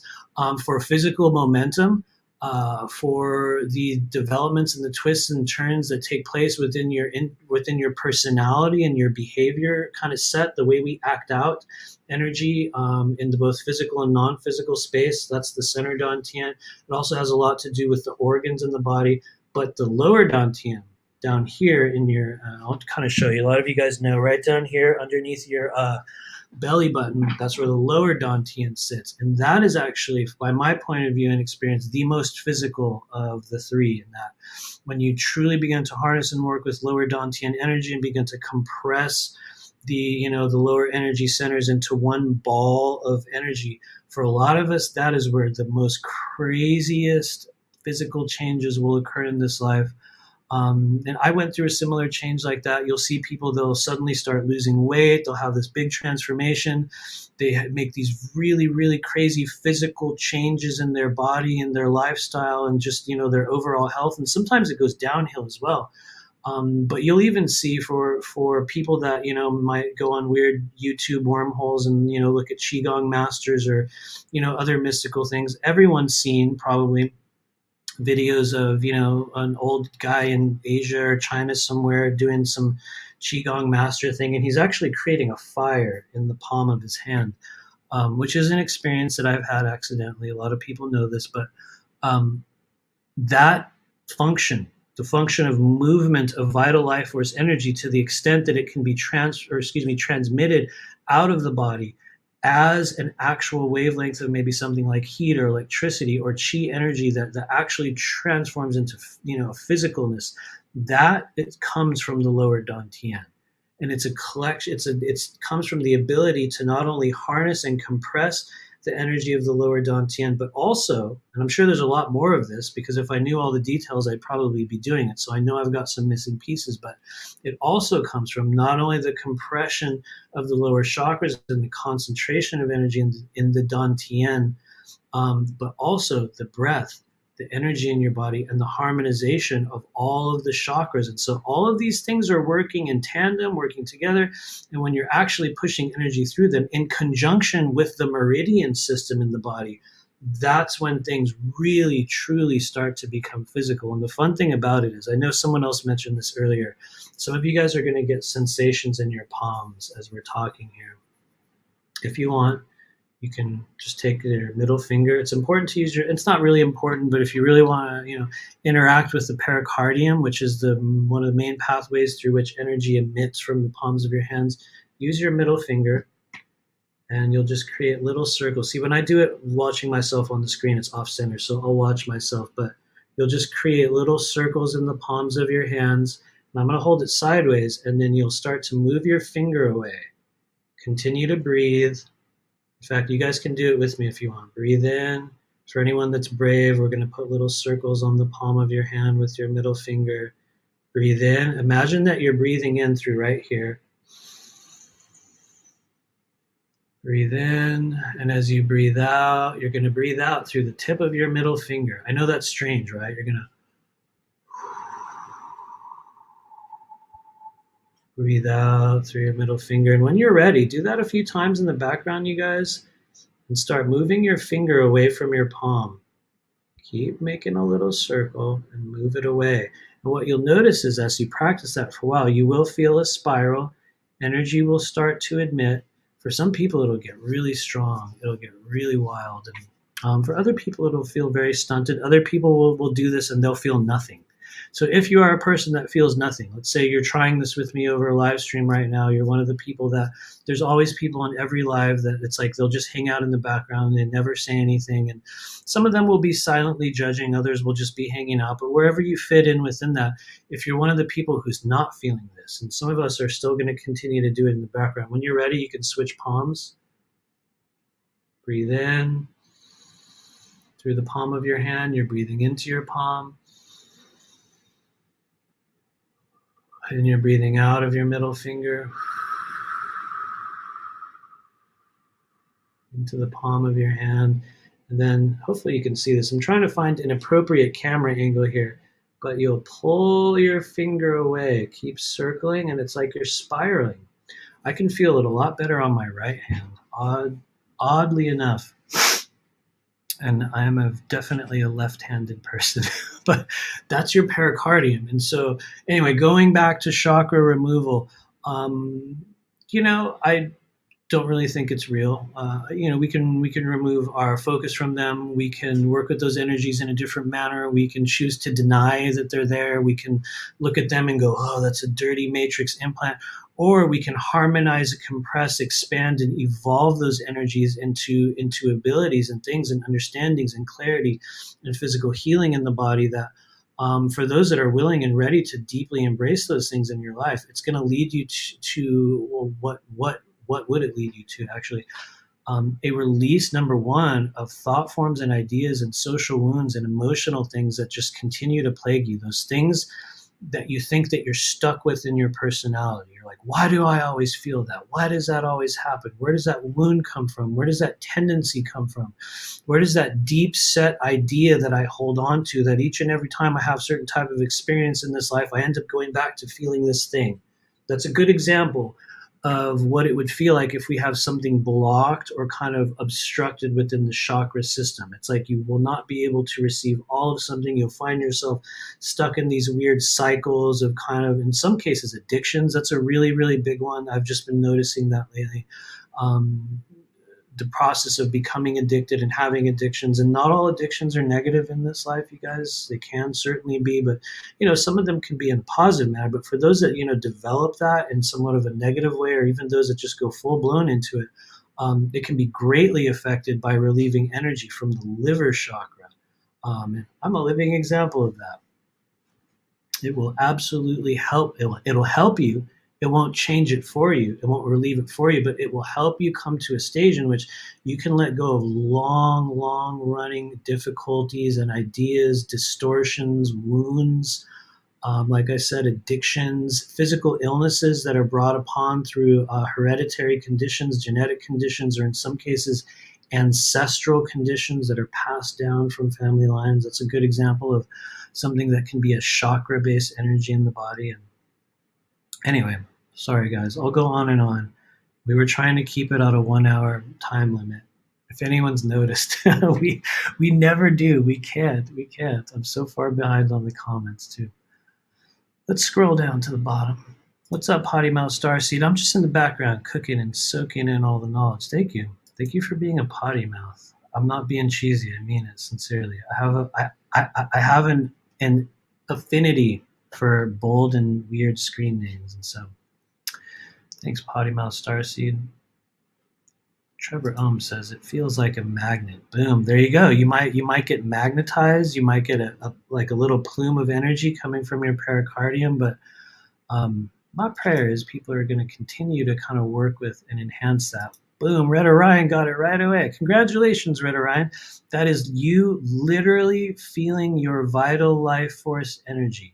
It's not fake. It's literally real. And I know you know this, so sorry. I'm not saying it at you. I'm just saying that's you experiencing it, feeling it.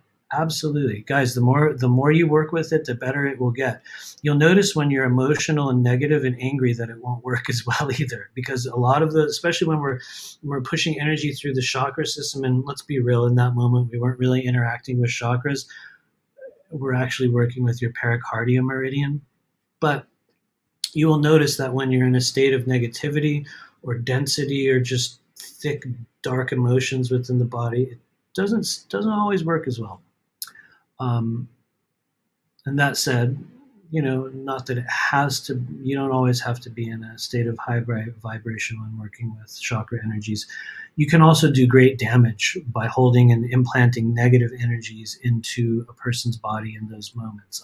But most of the damage will come into you. That's the crazy thing. In fact, I'll just divulge one little random nugget about energetic attack and when it happens and the dynamics around it. And you can, if you choose, this is a strange thing to say, get ready guys, here comes a weird thing. You can, if you choose, very, very effectively implant or attack or insert negative emotions, ideas, thought forms, or energies into a person's body, you absolutely can using the chakra system. It's highly permeable.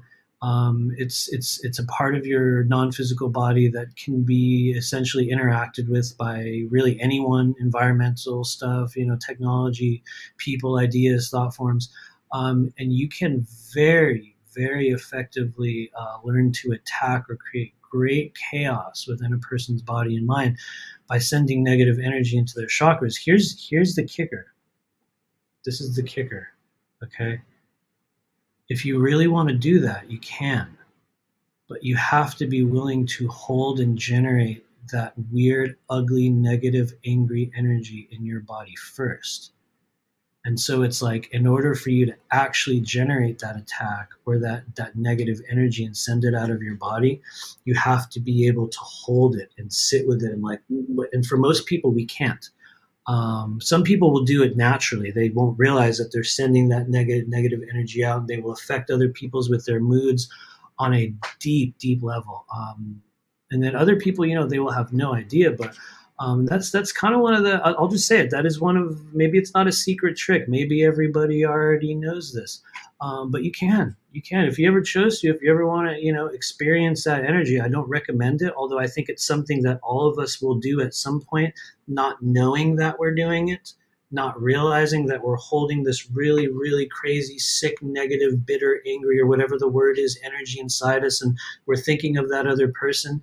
I think one of the gaps that occurs when people do try to lash out energetically like that, and they're cognizantly aware of it, is that they don't realize that you have to actually send that energy out of the body. And so a lot of us will kind of poison ourselves thinking that we're attacking or kind of retaliating against other people energetically. And you can, but it's like you have to be willing to hold that within your body. And I'll be real, I have experienced that, and it's not fun.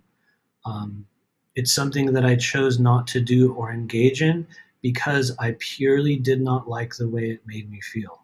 It was just ugly and bitter and angry and like, and it's, but be aware you can. You absolutely can. For those of you guys that have been in our classes and workshops, we talk about the access points to the energy body. And I'm not mentioning those here today from the perspective of, hey, see what happens when you send some negative energy out of your body into somebody else, that's a whole other matter. But the reason why I'm mentioning that is so that we can begin to generate awareness, solidity, and cultivate energy within your physical and non-physical body, so that when you do encounter people in this world who are completely unshielded, who are sitting there with all kinds of festering, dark, bitter, angry energy, that you don't have to hold it, that you don't have to absorb it. And so, anyway, just a couple, just a random little tidbit about the process of energetic attack. Maybe I shouldn't say this, but I will. Organs that are easy to affect. Let's just say, and some of you will be affected by this, so it's good to know these are places where I could be affected by people who are either consciously or unconsciously sending negative energies. A couple places they're very, very permeable, and so a lot of you guys know this by now. The back of the head, right, that little divot right at the base of your skull. I think some people call it right underneath the suboccipital ridge. And take your fingertips, you guys, reach into the kind of press around the back of your skull there. And you'll feel that little area right at the base of your skull, like a little opening before your spine. That's a very powerful, powerful access point. The temples, a lot of you guys know this. Just put your fingers at your temples. Feel how soft and permeable the sides of your head are. That is probably, in my opinion, the most easily accessed one. When I do energy work, when we're doing stuff in clearings, if you've encountered me at an event or a conference and we did energy work, I can almost guarantee you we did a thing where I move energy out of your temples. And the reason why we use temples is because it's permeable. It's easy to move energy in and out of them. Another place, right here, right at the base of your throat. Once again, just put your finger there and press in right at the top of your collarbone and just see like, whoa, that is such a vulnerable place on my body. If anyone's bold, do it a little harder than you normally do and notice how, like, you'll get a feeling from it. And so Other access points under the arms, big access point, the corners of your groin, the perineum down there in your bottoms of the feet. Although I would say if we're looking at places that maybe would be slightly less permeable on that list of kind of permeable access points to the energy body, bottoms of the feet, yes, very, very permeable. I don't know that it would have too much of a relationship when you're in a state of, what we might call, spiritual warfare or energy attack. I think I've noticed that while that's incredibly permeable, it's more responsive to environmental factors. It's more responsive to just, stuff around you rather than people's emotions. And anyway, be aware of those places. And you'll notice, here's the crazy thing about it. I can nearly guarantee you, if there's anyone here that has been aware of times where it's like, yeah, I realized I was under attack, or maybe here, I'll just make it even simpler. Maybe you had a very, very negative exchange with someone, and you're not even one of those people that's like, I realize that's not an attack. We just had a real negative moment. We had a real shitty exchange, and you're wondering, was this or where did it go, or where is this energy within my body? Because I saw somebody mention in the chat, how do we remove it?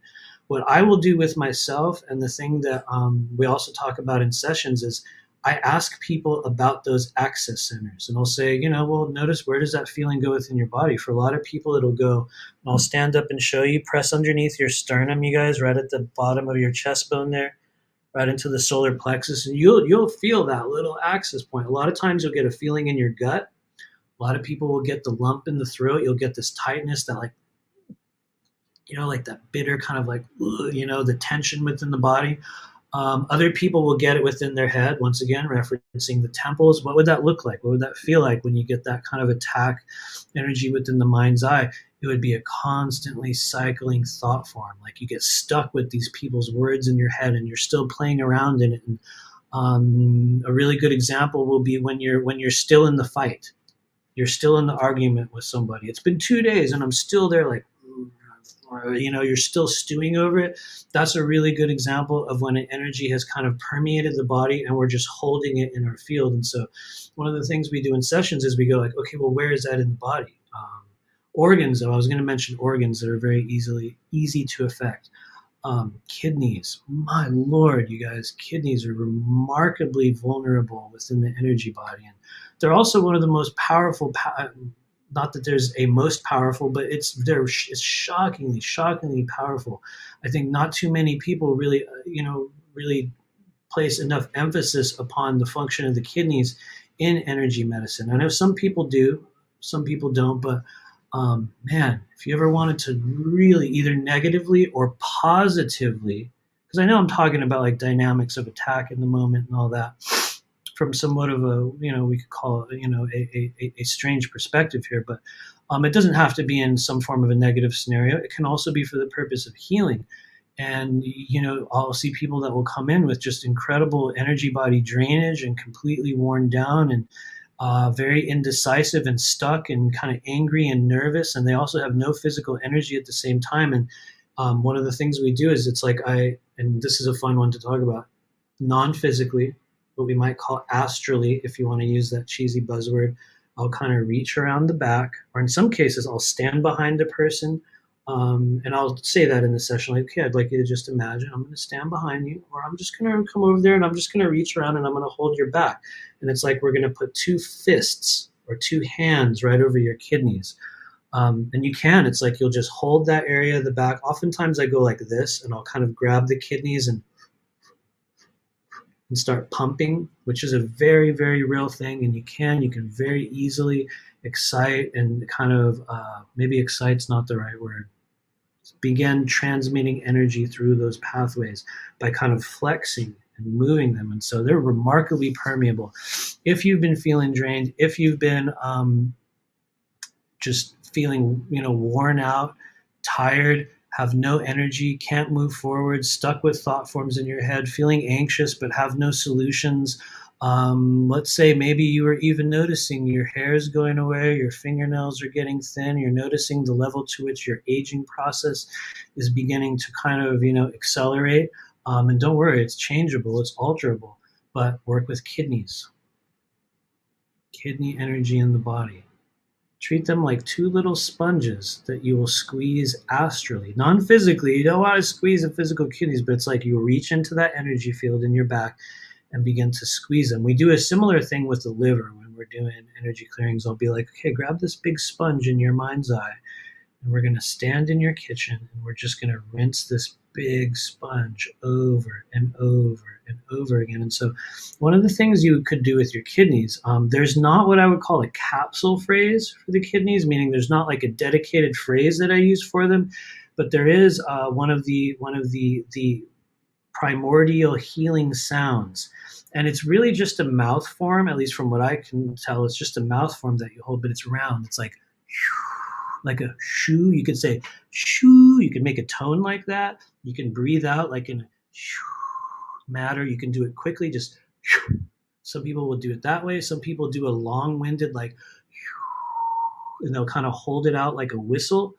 But that's one of the tones or the frequencies that can be generated by the physical body that goes directly to the kidneys. I might have the primordial sound form off for the kidneys. It might be something else, but it's like a shoo kind of sound that you will use. And very, very helpful for generating heat or warmth, or what some people call fire in the kidneys. Although I don't know if it's necessarily a fire thing, but it's like you'll start to pump and like raise the what we might even call the primordial temperature within the energy body. And anyway, that's a thing that I've worked with a lot. Not that it works with everyone, but it certainly can. It's something you got to kind of continue to do over and over. Let's check some of your comments. Thank you, everyone. Boy, oh boy, we really diverted from our agenda today, which I knew we were going to do. For those of you guys that have been hanging out here for a while, I was mentioning how every time I do one of these lives, we'll come in and I have this little agenda, and then I forget it all.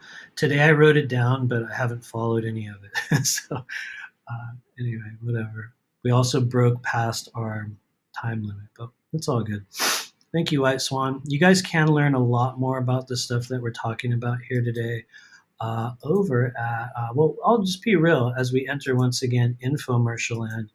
We did recently, over the past couple weeks, launch the 4th course. As I dramatically drool on myself there, we launched our 4th workshop. You guys have heard me talk about this before. One of the most requested classes that I've done every year for the past 4 years. It's crazy because every year people ask me over and over again about it. And sometimes I'm like, yeah, whatever. And sometimes I'm like, yes, it's coming. And so in 2021, we had done another version of this class and we uploaded it.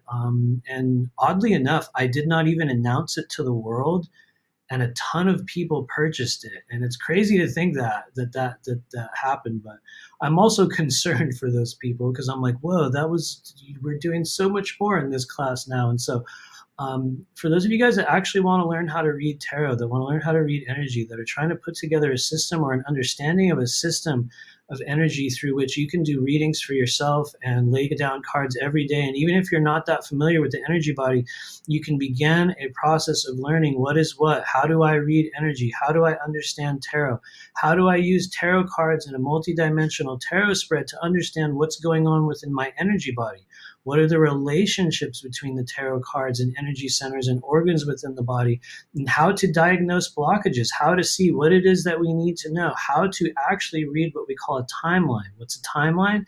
It is a path of experiential energy that we live through in this human journey. And when we're looking at the flows and the passages of time using tarot, we give ourselves a much, much deeper, broader perspective into what is actually happening within the physical realm, the multidimensional realm, all of the parts of us. And so oddly enough, after 6 years, it is still probably the number one thing that I do whenever we book sessions or people book sessions with me. We almost do tarot in every single one, even if it's just on a very, very limited level. And I feel like for people who are trying to become more psychic, which everyone has an opportunity to experience that in this physical life, and every single living person is born with a very distinct set of abilities.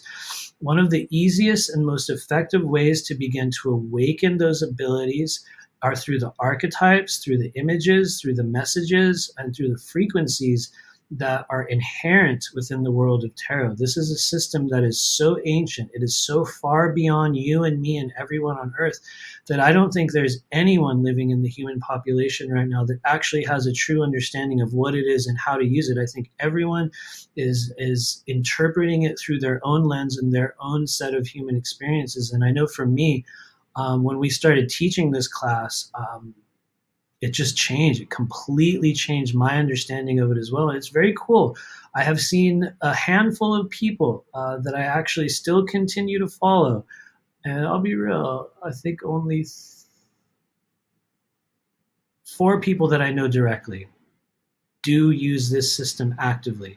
And then I also know, based upon all the other people that have took this class, that there's a lot of other people that are using the multidimensional tarot system as what we would call a supplementary part of their kind of reading process, meaning it's something that you can add on, additional data points about cards or understandings that you can add on to your pre-existing understanding, or you can use this system alone. And it's funny because every now and then I see, a couple people here and there doing readings on their live streams, and I'm like, yeah, because it's like I know the terms that we talk about in the class, and I'm like, you'll feel people grabbing onto those things, and what's wild is they work. It's not the only way. I try to be real about this when we go into talking about classes. There's a million people doing this work right now, and some of it's going to resonate with us deeply, some of it won't. But we've noticed for the people that have engaged in this process with us, it creates a change. You will come out of this experience more intuitive, more psychic, more aware of the motivations, the ideas, the emotions, and the non-physical movements that are taking place around you and within the people that you know. If you're looking for a way in which you can very effectively continue that awakening process, this is a good option. And anyway, there we go. Thanks, everybody. I'm wildly drooling on myself now. Red Orion Art says, I already read tarot, but I'm going to do I already read tarot, but I'm going to do your recommended deck.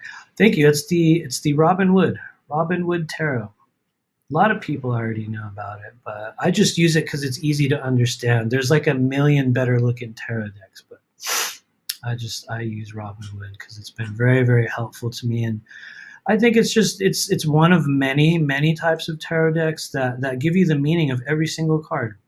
Every single card in Robin Wood tells you the meaning. For those who are trying to learn tarot, they tell you the definition in the image. Not all tarot decks do that, especially with the minor arcana. You're going to get a lot of really awesome, well art-directed tarot decks with incredible imagery, and they're going to do major arcana, and even the court cards, with really beautiful, expansive, images that are very descriptive of the real meaning. And then they get into the real minor arcana, 10 through 2, I guess.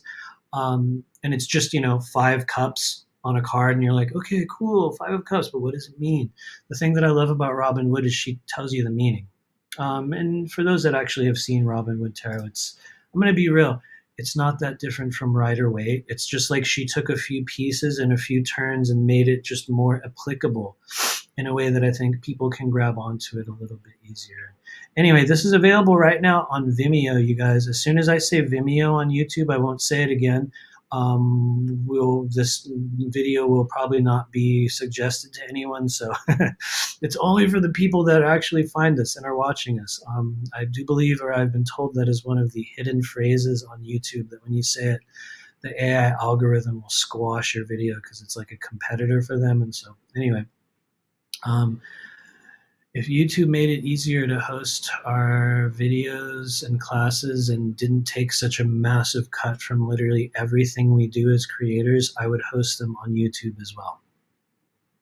But you lose so much more. And not that it's ever about money, but it's just one of those things where it's like you can only be devalued by that crazy social media machine for too long until you decide to look for other alternatives. And this website that you see on the screen there is a really good version of it. I don't actually, think it's really very useful, but for certain things like this, it's very, very helpful. And so check us out over there. If you do want to get official links to this, you can also head over to our website, rememberyourmission.com. And I don't have the tarot class link listed at Remember Your Mission, but you can get over to I will say it one last, I'll say the word one final time. You can head over to our Vimeo page, and you can find all 4 classes right there. We got meridians, we have chakras, we have psychic defense, and we have the art of multidimensional tarot energy reading. And anyway, you guys already know about that stuff, but let's see if there's any questions. Anything that we need to know about here from you guys. Screen is glitching, so hopefully we're still on. Big screen freezing. Put a bunch of numbers in the chat if we're still with you, because it just froze on my screen.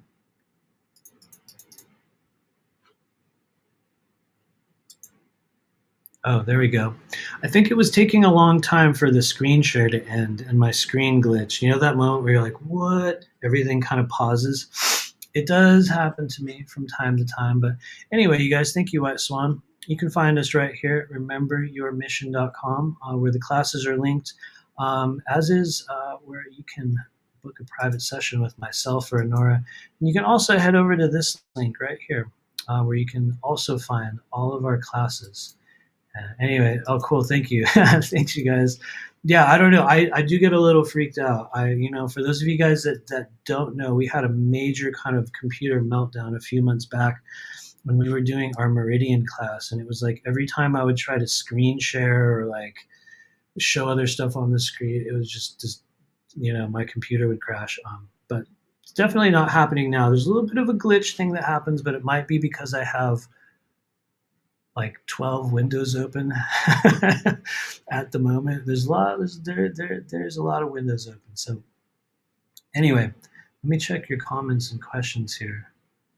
I'm about to switch over to the most inflammatory part of today's live stream. It's inflammatory, but we're in absolute authenticity August. So let me just be real. That means I'm probably going to be calling some things out, and I'll probably be calling bullshit on a number of things, and I'll probably be, asserting myself in somewhat of a slightly more awkward way than usual. But I think it's a good thing to do. I think one of the best things we can do at this stage of the journey is learn to be absolutely 100% authentic and real. Yes, I think that being nice and being caring is also very important, but I think honesty and realness and authenticity are far, far, far more helpful and far, far more beneficial for our human population. And like I was saying earlier, I kept saying, I'll talk about it later. One of the things that I've been viewing and seeing and watching and cringing in the background at over the past couple days, I don't know, weeks, is, get ready, drum roll. For those of you guys that would watch me on Facebook, you'll have already known about this, but the thing that's really making me cringe right now is the Lionsgate. Lionsgate, this idea that on August 8th, only on 8/8, every year, an energy portal opens, and what takes place? We have a connection to Sirius. Now, from what I can tell and what I've viewed and what I've been shown, that does happen, and there's many, many different gateways and all sorts of what we might call natural portals and kind of, openings that occur within the non-physical realm that are directly related to the, certain movements of, astrological stuff, and it has nothing to do with our human dating system. I'm going to once again say it again, it has nothing to do with our human dating system. And one of the things that I've noticed is that over the past couple of years, there has become this kind of ridiculous amount of spiritual salesmanship that pops up with people in our disclosure / spiritual / awakening community every single month around any repeating dates. And this is kind of, I'm more so taking umbrage with the repeating date phenomenon rather than Lionsgate. And so let me get over the Lionsgate thing first. I think one of the really important things for people to know right now is that there is really, how do I say this without being cynical or being thought of as cynical? There is really no portal that opens on August 8th.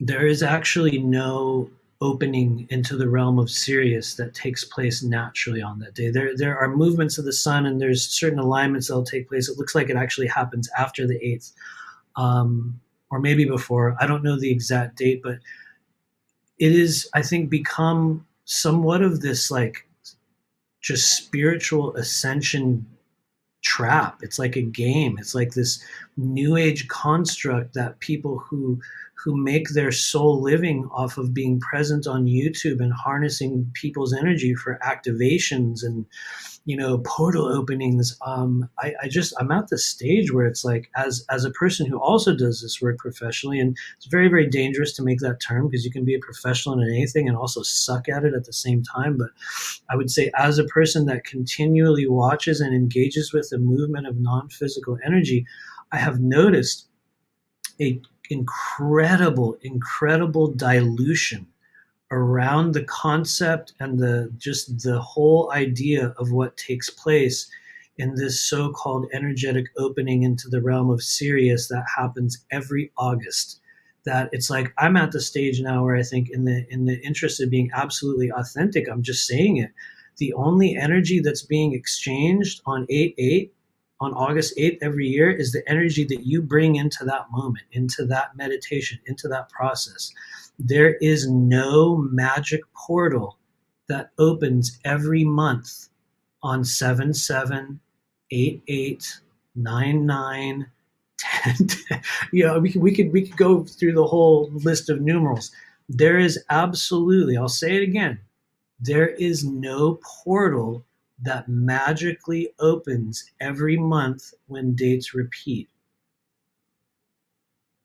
So some of you guys are going to go, no, it's not. Yes, there is. Yes, there is. I went to this 7/7 meditation and I had this incredible experience. Yes, you did. Absolutely. Absolutely. Because people will gather together in the moment and they will share their energy. They will go through a spiritual process, and some will have big effects. Some will have noticeable healing. Some of them will have very mystical experiences.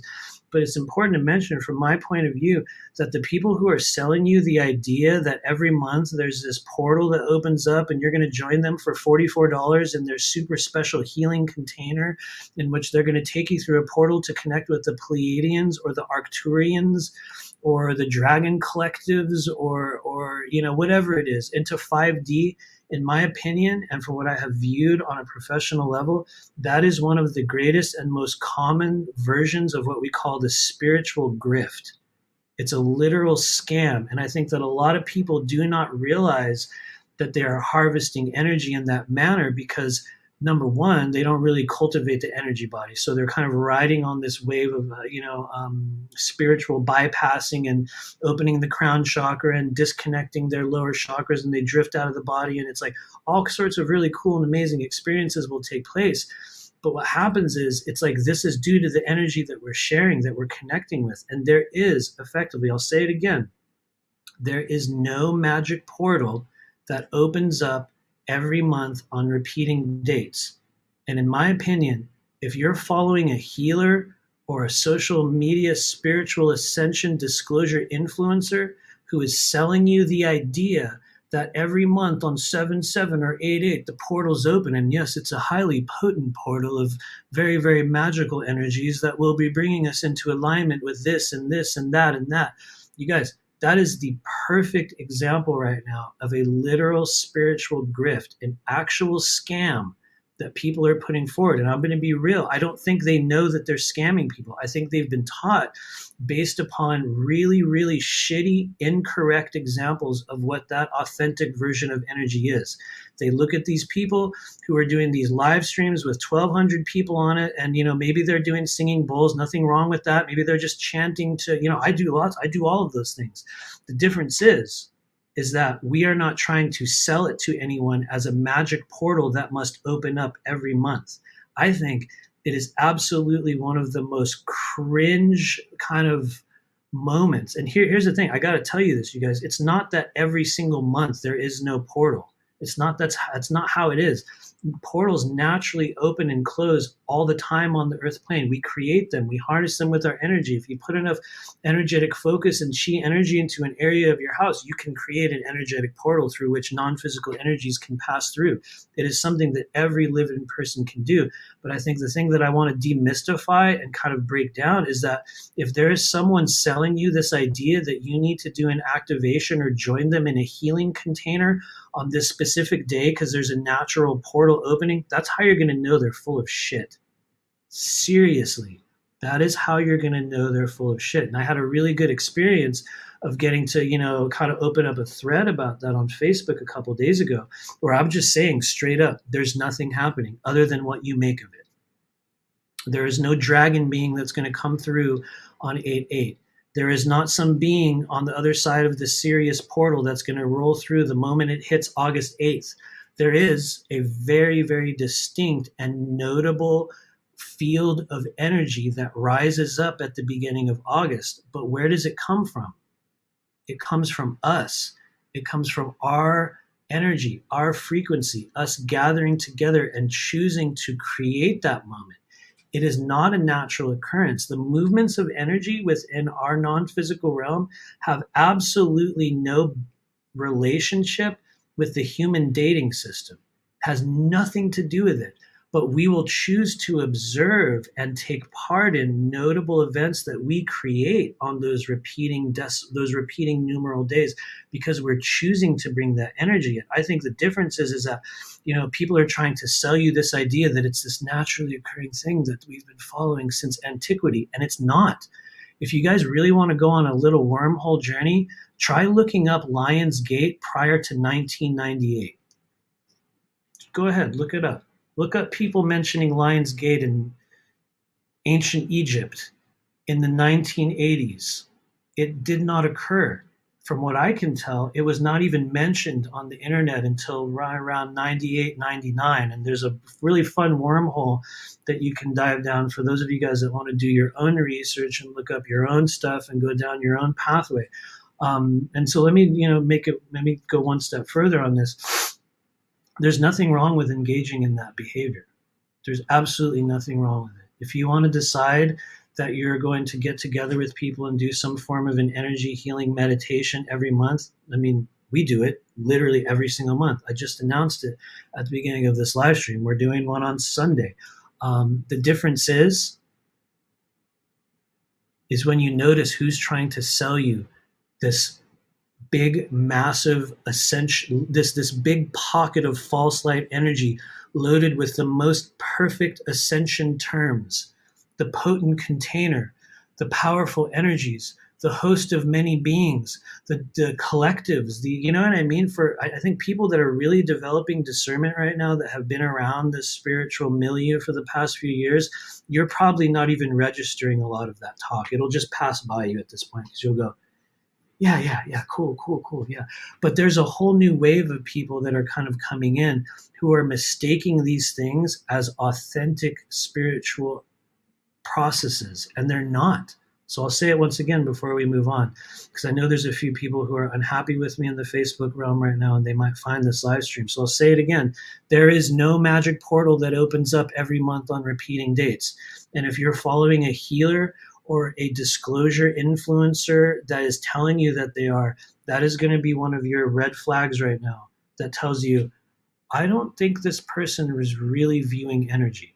I don't think they're being 100% honest. I don't think they're acting in true integrity in what they do, because I think if they were, they would not be making such claims. If they were actually reading the energy of the moment, they would not be making such claims. And I had got to have a fun exchange with some dude on there the other day, and their whole reasoning was that, well, Matthew, you see, you're just not at the stage in which you're able to perceive those things, and those certain frequencies that certain people just don't understand. They just they're unable to grasp the complexity of the work that I am doing. And once again, if you're dropping that line, it's bullshit. And you should stop, because we're at the stage now where people are starting to figure out, they're starting to hear those words, they're starting to see it. And whereas a couple years ago, they would have gone, yeah, let's do it. Let's do it. Now they're going, yeah, I mean, I guess. I mean, of course, everyone wants to be connected with that stuff, but, I keep doing it. I keep paying $44 to these people every month. And I don't know. I just kind of feel the same. And, I'm still working at the same job. I still have the same issues. I still have this going on. I haven't found my twin flame yet. I have not ascended into 5D. The Syrian felines did not come into my room on August 8th. You know what I mean? They didn't show up in the 7/7 Arcturian portal either.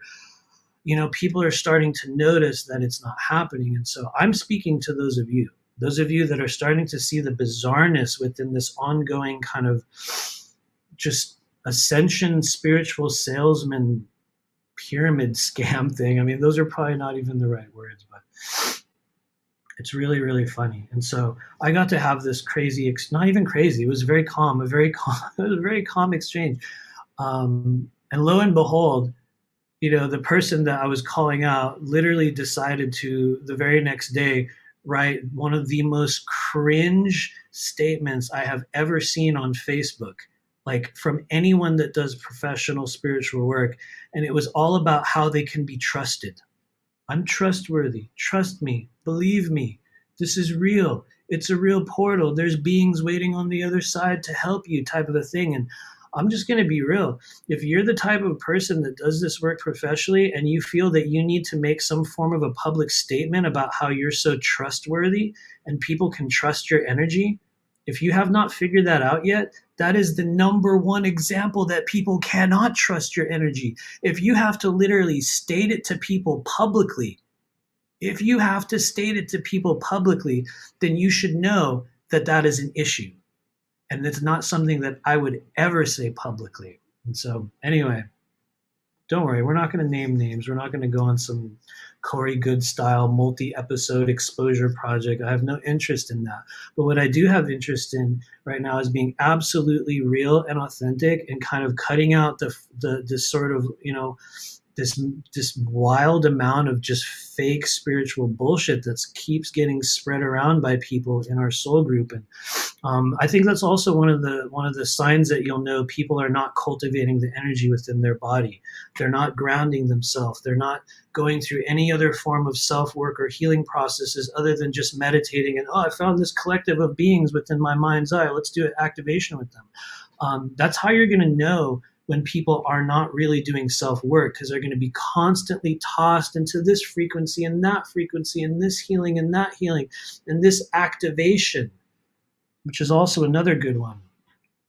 I said we were going to get raw, so we're going to get more raw. The other thing I have a big problem with right now is the concept of these ongoing activations. It's like, we're going to activate this, we're going to activate that. And so my question is to you, what happens after those? Every time someone says you're going to get activated, what takes place?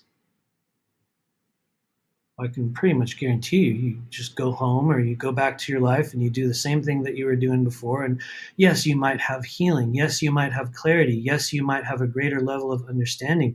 But there is really, truly no activation. It is what we call one of the most, I think one of the most misleading spiritual buzzwords of the moment. So you see a lot of these influencers going, we're going to do this Pleiadian activation. And it's like, okay, you will never notice, or you'll notice that they'll never actually explain to you what will happen as a result of the activation. They'll say, oh, the star beings are doing this. Oh, the galactics are doing this. Oh, we're activating, we're doing an Arcturian activation. But nobody can ever explain to you what is actually being activated. But they'll sell it to you. They'll say, yeah, you should come and do this. We're gonna do activation. And what happens is you just go to work the next day. You know what I mean? We just go back. We go right back into the human world. And so there's going to be people that will watch this and they'll go, well, Matthew, it's funny because, you're saying this and you're saying that's fake. And, it's funny because, I've even noticed that you yourself, I'm talking in third person about me, you yourself in years past have even done notable events on repeating digit days. You've worked with and talked about energy portals at countless intervals during this journey. And yes, I will continue to do that. Because there are a multitude of naturally occurring processes. There are a multitude of ways through which we will actually activate our energy. But I think it's important to understand what is that actual activation? What is happening?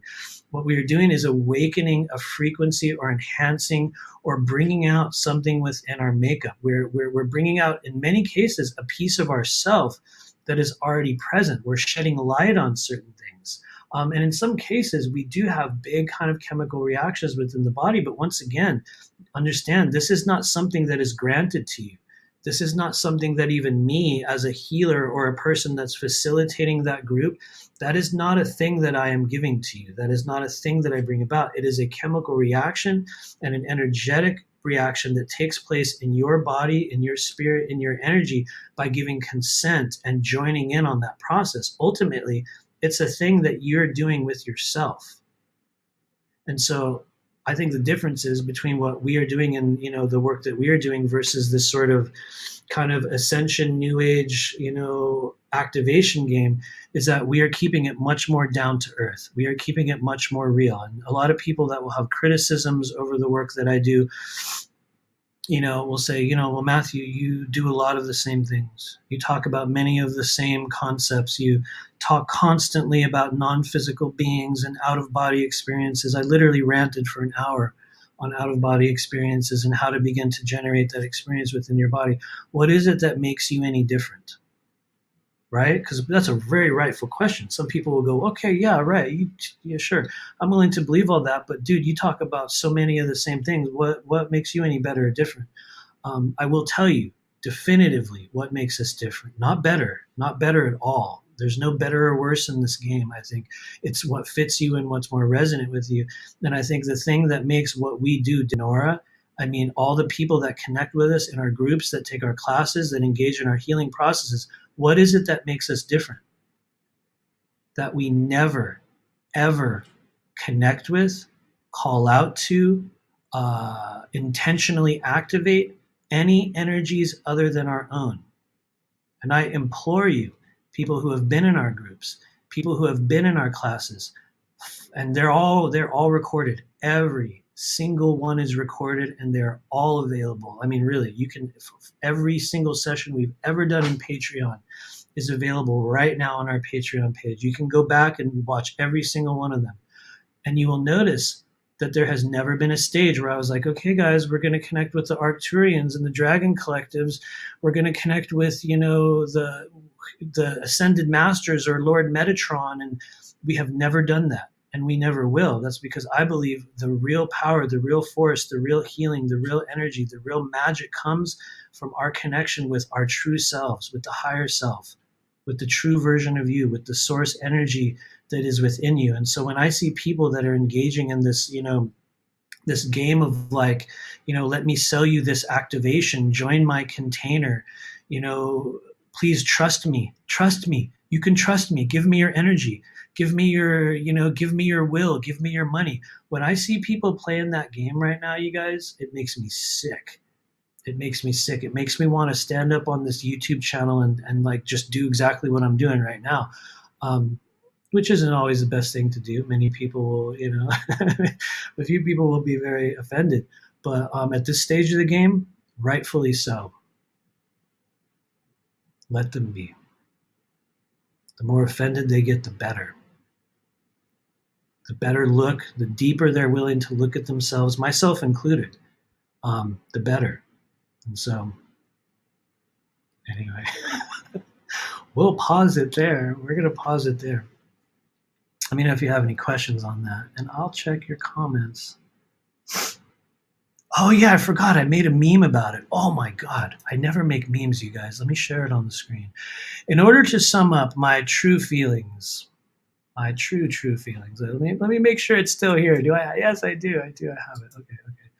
Somebody's going to get mad at me, you guys. I'm real. I'm being real. Somebody's going to get mad at me. But I think this meme right here that I'm about to show you very, very well sums up my current viewpoint on the ongoing multi-dimensional repeating date Lionsgate portal activation scam. This is what I, this is how it looks to me. When I see people doing this game right now, this is it.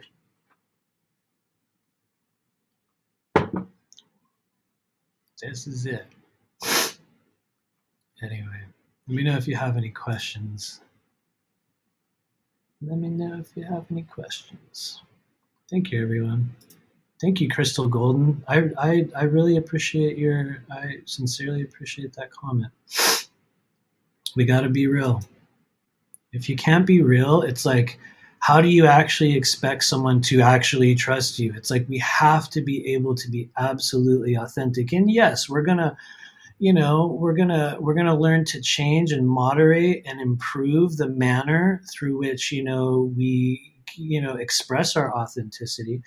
I could probably do this here today in 30 minutes with a bunch of really flowery, beautiful, spiritual word salads. I mean, we could do it that way if you want. But anyway, hopefully it's showing up on the screen. I think it is. Can you see it, Aurora Diamond Heart? Maybe you can't. It looks like it was showing. It looks like it was there. Anyway, let me know if you have any questions in the background. Thanks, Crystal. I know you're not for it, but I think I explain it way differently than everyone else sees it.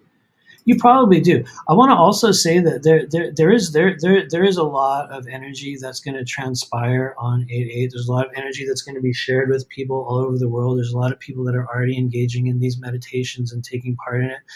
And I think the other moment of kind of just rawness that I viewed was this other person that was doing this whole like, there's a horrible entity on the other side. Sorry, there's a horrible soul stealing entity on the other side of the Lion's Gate portal. It's going to tackle your soul. It's going to swallow your soul. I don't know what it'll do after that. What do they do after they swallow your soul? I actually don't know. Maybe we should have asked her. I can't because she blocked me, but there is no entity on the other side of a Lion's Gate portal. There is also no Lion's Gate portal other than the one that you create. And so, that said, like I was saying a few moments ago, a lot of people are going to experience really big energetic movement. For those of us that do meditations or kind of connect on those days, let me be very clear once again. There's nothing wrong with it. Nothing bad will happen to you. You're not going to get swallowed by an entity. Nothing's going to possess you.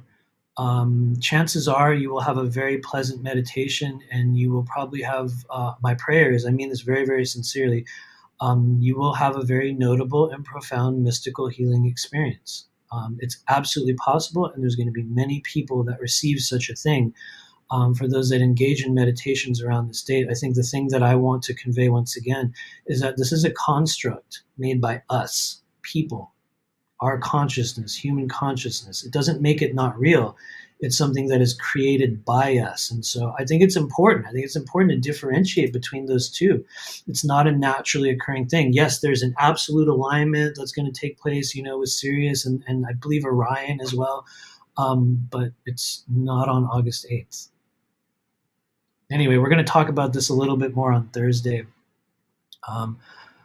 Or maybe not. I will probably forget most of this by then, but on Thursday, Mario is going to come in. For those of you guys that know Shambhala Mario, one of my favorite astrologers in our current room. Mario is going to come on Thursday, and my prayer is he's going to be telling us about the real gateways and the real portals and the real movements, and what dates do they actually happen, and how do we take advantage of them, how do we connect with them, what kind of events, what kind of feelings might happen. Because right now, if you follow the current social milieu that's trying to activate your energy every month on the repeating days, is they can't tell you what's going to happen.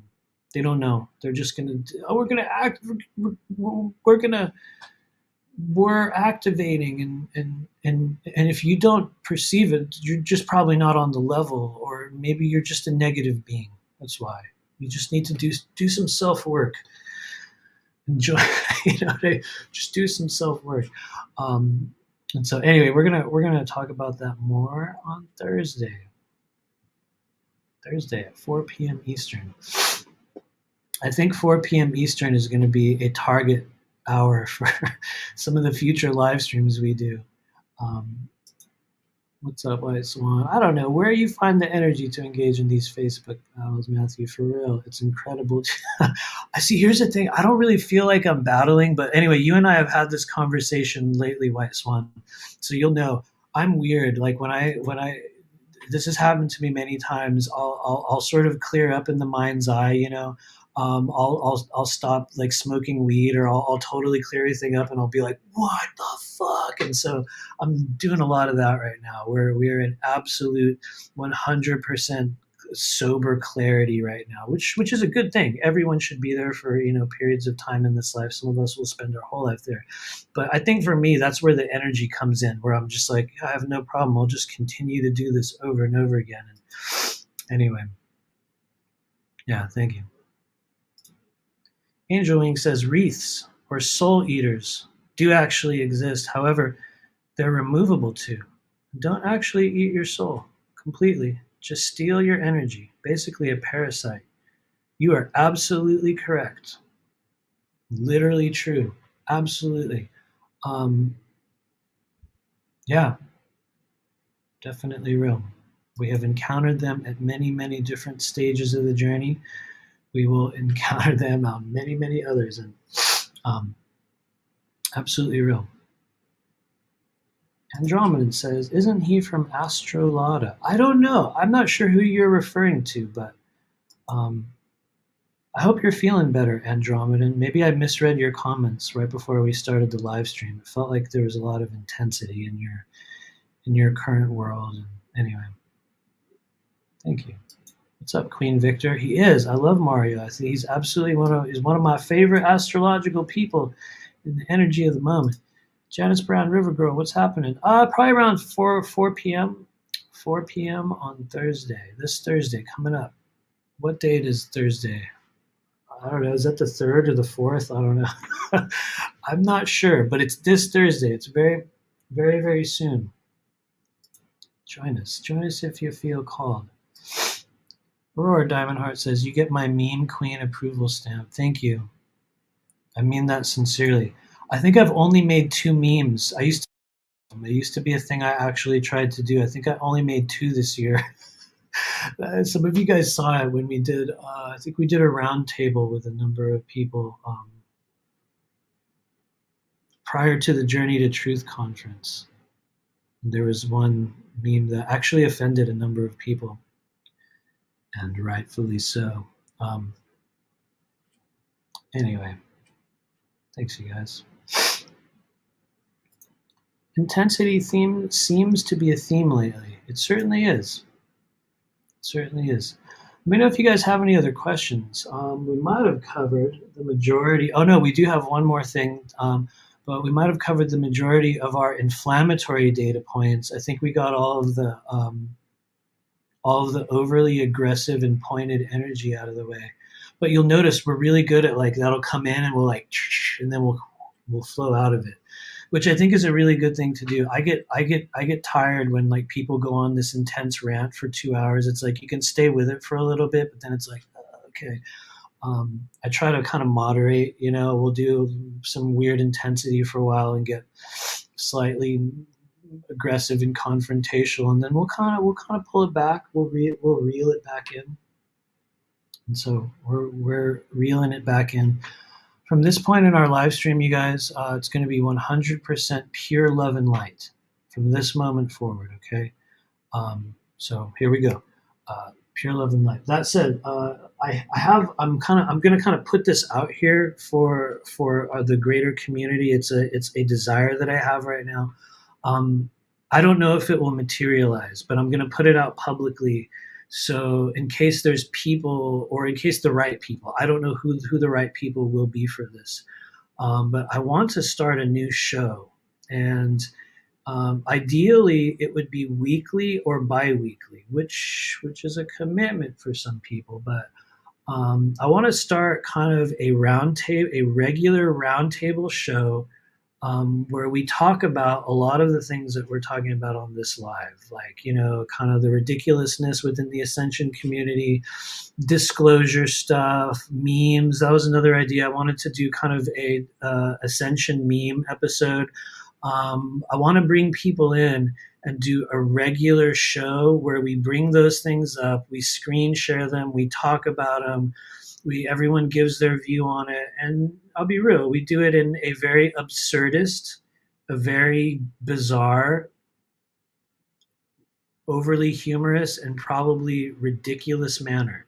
Kind of like, I'll tell you, like, this is the vision that I have right now for it. Some of you guys get ready. I guarantee you, there's 40 people watching. One of you at least will cringe in the background. I want it to be a mixture of something like Timcast IRL mixed with Eric Andre, mixed with Alex Stein, mixed with all of the bizarreness of the disclosure community, where we're just going to talk about shit. We're going to bring it in and everyone's going to share on it. People bring in, like a thing to share or a news story, and we're all just going to comment on it. We're just going to talk about stuff. I don't see that really happening within our community. I see a lot of solo streamers. I see a lot of, podcast shows where people come on and do interviews, and I don't see that many. Well, no, there's a few of them. Never mind. But I don't see that many that I'm interested in, at least, that actually do that kind of thing where it's like everybody gathers together and, okay, let's bring this up, next story, and it's boom. And maybe one of the next stories, which is a thing that I was also maybe going to mention today, was the disclosure hearings. the disclosure hearings that are happening, which, everyone's very apathetic about right now. If you wanted to get technical, they really did announce all sorts of alien stuff and nobody really cared. It just passed right by. It's been a thing that, and people are arguing about whether that's fake. And I think a lot of it is contrived and kind of, put together for a display, of something that will be shown to public. But I do think it's important. I think it's really important. I don't think everyone needs to watch it unless you're interested in it. But I think it is absolutely something that is important and of interest. And I'm just curious if anybody had any comments, any ideas about was it congressional disclosure hearings that have happened over the past week or so? And let me know if you guys have any ideas about that. I have some of my own. I think, like I said, it's important, but it feels like yet another manufactured thing. And yeah, I think within the manufactured display of that, there's all kinds of truth that we're going to get to work with and kind of take apart. And I think for those of us that have followed these topics and these events, there's really nothing new. I mean, really, was there? I didn't watch all of it. I watched tidbits and kind of little excerpts from those. We didn't really get anything new, right? I guess we got a new term. We got biologics, right? Is that a thing now? Yeah, so now we got some biologics out of it, right? Anyway, I think it was a fun thing. But going back to the show idea, if it is relevant, if it is meant to happen, I would like to hear from the right people that, and these are the type of people that would be good for this show. People that can hold and create banter, meaning that you have enough social coherence that you can show up on a screen and not go, because some of us still do that when we when we come online. So if this does come about, I'm looking for people that can show up and be present and not take themselves too seriously. People that have opinions and know how to articulate them, and also people that are willing to show up and be a part of it and bring some data points in to discuss. If you're one of those people, leave a comment on this video. Let me know. Get a hold of me. I don't know if anyone will. I have absolutely no idea. I don't, but if it's meant to happen, it's going to happen. It's going to happen. I think it would be cool. That said, does anyone out there does people watch the Timcast IRL show that happens on YouTube. I watched it for a while when they had Luke Rudkowski on there. If anyone's familiar with Luke Rudkowski of We Are Change, who I think is an absolutely top-notch, outstanding, very, very. I think he's an excellent journalist. I started watching Timcast when Luke Rudkowski was on there, and I kind of have a hard time with it now. But I like the format. I like the format that they bring in. It kind of works for me.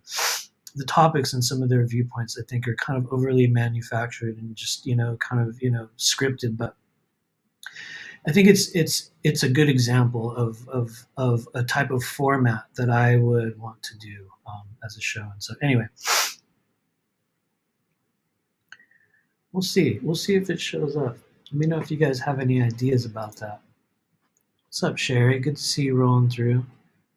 I wonder if you were here for the crazy, for all my ranting earlier about the fakeness, but because I have a feeling, Sherry, you would probably agree with me on a lot of the spiritual salesmanship and selling activations and the repeating date portals. And it really is. It's just a spiritual grift. Everybody needs money. And I'll say it again, for a lot of you guys, the only thing on the other side of that portal, the only thing on the other side of that portal that happens every month on the repeating dates is their rent payment. That's what's on the other side of it. You're just paying their rent by going through a fake portal.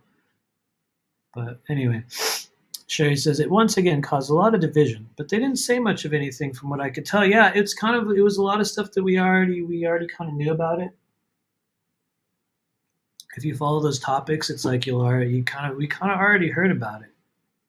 And so I do think it's definitely important. I think these are notable, relevant occurrences that are taking place right now that I think for those of us that have an interest in these things, it's definitely relevant.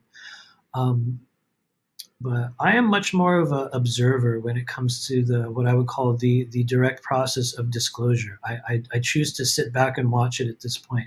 I don't really believe that it's ever going to come from some form of governmental announcement. I think, like we'll see here, we'll get tidbits and descriptions and testimonies and fragments of little things here and there. But I think this process, what we do, gathering together and talking about it and sharing our experience and bringing these things out to the world through just our words and being present, to me, that is disclosure. That said, Mason Strunk says, people asked me about it at the bar the other night, and I said basically it's just the tip of the iceberg. And that guy may or may not know anything, and he's put out there to break the public ice. I also agree with that. I definitely agree with it. I'm assuming that you're probably talking about, I can't even remember his name now. Damn. The guy that talked about the it's such a I don't know why, guys. I chuckle at the word biologics. I don't know why. I'm just like, okay. Yeah, the biologics. That guy's energy, it does feel, what's the word I'm looking for? I'm not saying false, because that's not the right word. It's manufactured. For lack of a better word, I'll say manufactured. But I think it's a very good example of some form of disclosure. It certainly is, and whether you love it or hate it, or some people don't even believe it still. It is what it is. I haven't followed all because I knew I would learn anything new, but when I tap in, it feels obviously orchestrated. Absolutely. Crystal Golden says they would rather give up aliens than money. You're absolutely correct. They definitely will. Queen Victor says it's just a distraction to take away from everything coming out about the you-know-what. Are we allowed to say that word on YouTube now? I don't know. I'm afraid to. But maybe I shouldn't be afraid, right? I don't know. Anyway, what Angel Wing says, basically, we are, yeah, there you go. Somebody gets it. We are our own disclosure. Anything connected to the government is false flag. They're a slave system. Why would your own government slave system admit to UFOs they won't even disclose? I hear you. I hear you. Andromeda says, I thought Robert Earl White and Eric disclosure, but no, they get, that's cool. I like those guys. Absolutely. Johnkin says, Timcast might be my only connection I have to normal world events. You know what, John Kins? I'll be real. I also watch that show as well, and I don't watch many others. See, but it's kind of weird because I also watch that show, and it's like there's about 50% of it where I'm like, oh God, shut up. You know what I mean? There's like so much of it where I'm just like, I literally can't stand what you're saying. But then there's other parts that are good. I think had it not have been for Luke Rudkowski, I would have never given them the time of day. And not that it matters because there's millions of people that do, but I'm just saying, for my own personal interest, he was the one that drew me to that. I still watch his videos every day. And actually, I'll just kind of mention this for those of you guys. Let's say that maybe you're tuned into a lot of, kind of the data points and the overall movements within our society that we would talk about in moments like this, or maybe you've been following just some of the, the socio-political movements and you're kind of in line with, some of the themes and stuff that we talk about. I think We Are Change and Luke Rudkowski is an absolute excellent source. For me personally, and some people do not agree with him. Some people say he's fake, or people say he has some agenda. He is literally the only journalist that I willingly give money to, that I actually pay for a membership to, that I'm actually like, yes, I will watch your videos. Absolutely. I look forward to that guy's videos. Every single one that comes, maybe not everyone, but most of them, 90% of them are, I believe, just kind of, relevant, at least to the views that I have. And anyway, I don't know why I'm selling that guy's YouTube channel, but anyway, thanks, Johnkins. I appreciate you.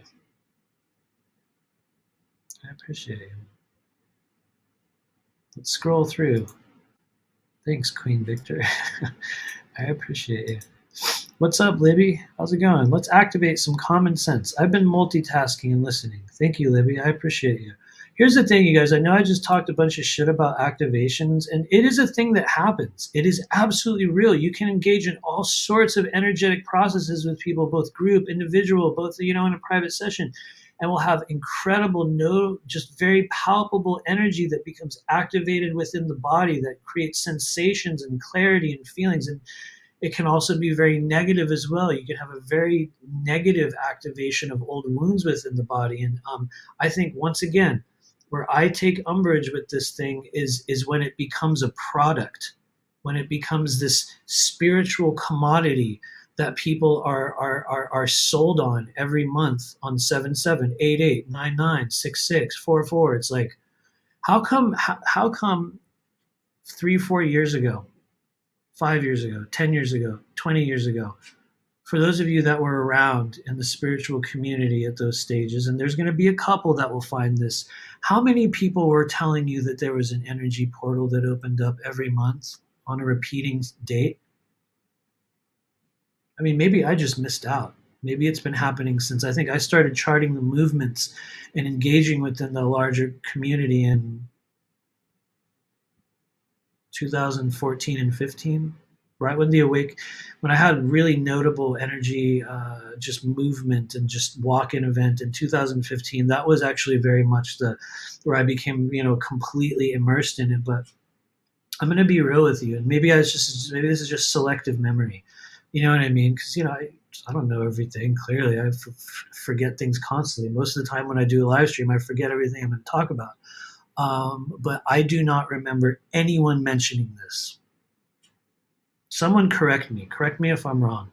Tell me if 10 years ago people in the internet realm were trying to sell you on a repeating date portal activation. Was it ever happening? Maybe. I might be wrong. So please correct me. I'm begging you, correct me. Tell me if it's a thing. Because like I said, nobody was even talking about Lionsgate pre-1998. How come? Why is that? Is it because it was only discovered then? But it's been happening, right? If there was this portal that opened up on 8/8, what happens on leap years? Anyone ever wonder that? Is it 8/9? You know what I mean? Is it 8/7? It's like, anyway. Sorry, I don't want to. I'm diving back in. We're jumping back into the inflammatory commentary. But really, I mean, ask yourself that. Maybe there was. Maybe it's been happening this whole time. It probably is. Thanks for hanging out, Crystal. Appreciate you. Thanks for rolling through. Jeanette Davis, I believe I didn't hear about Lionsgate until 2015. Absolutely.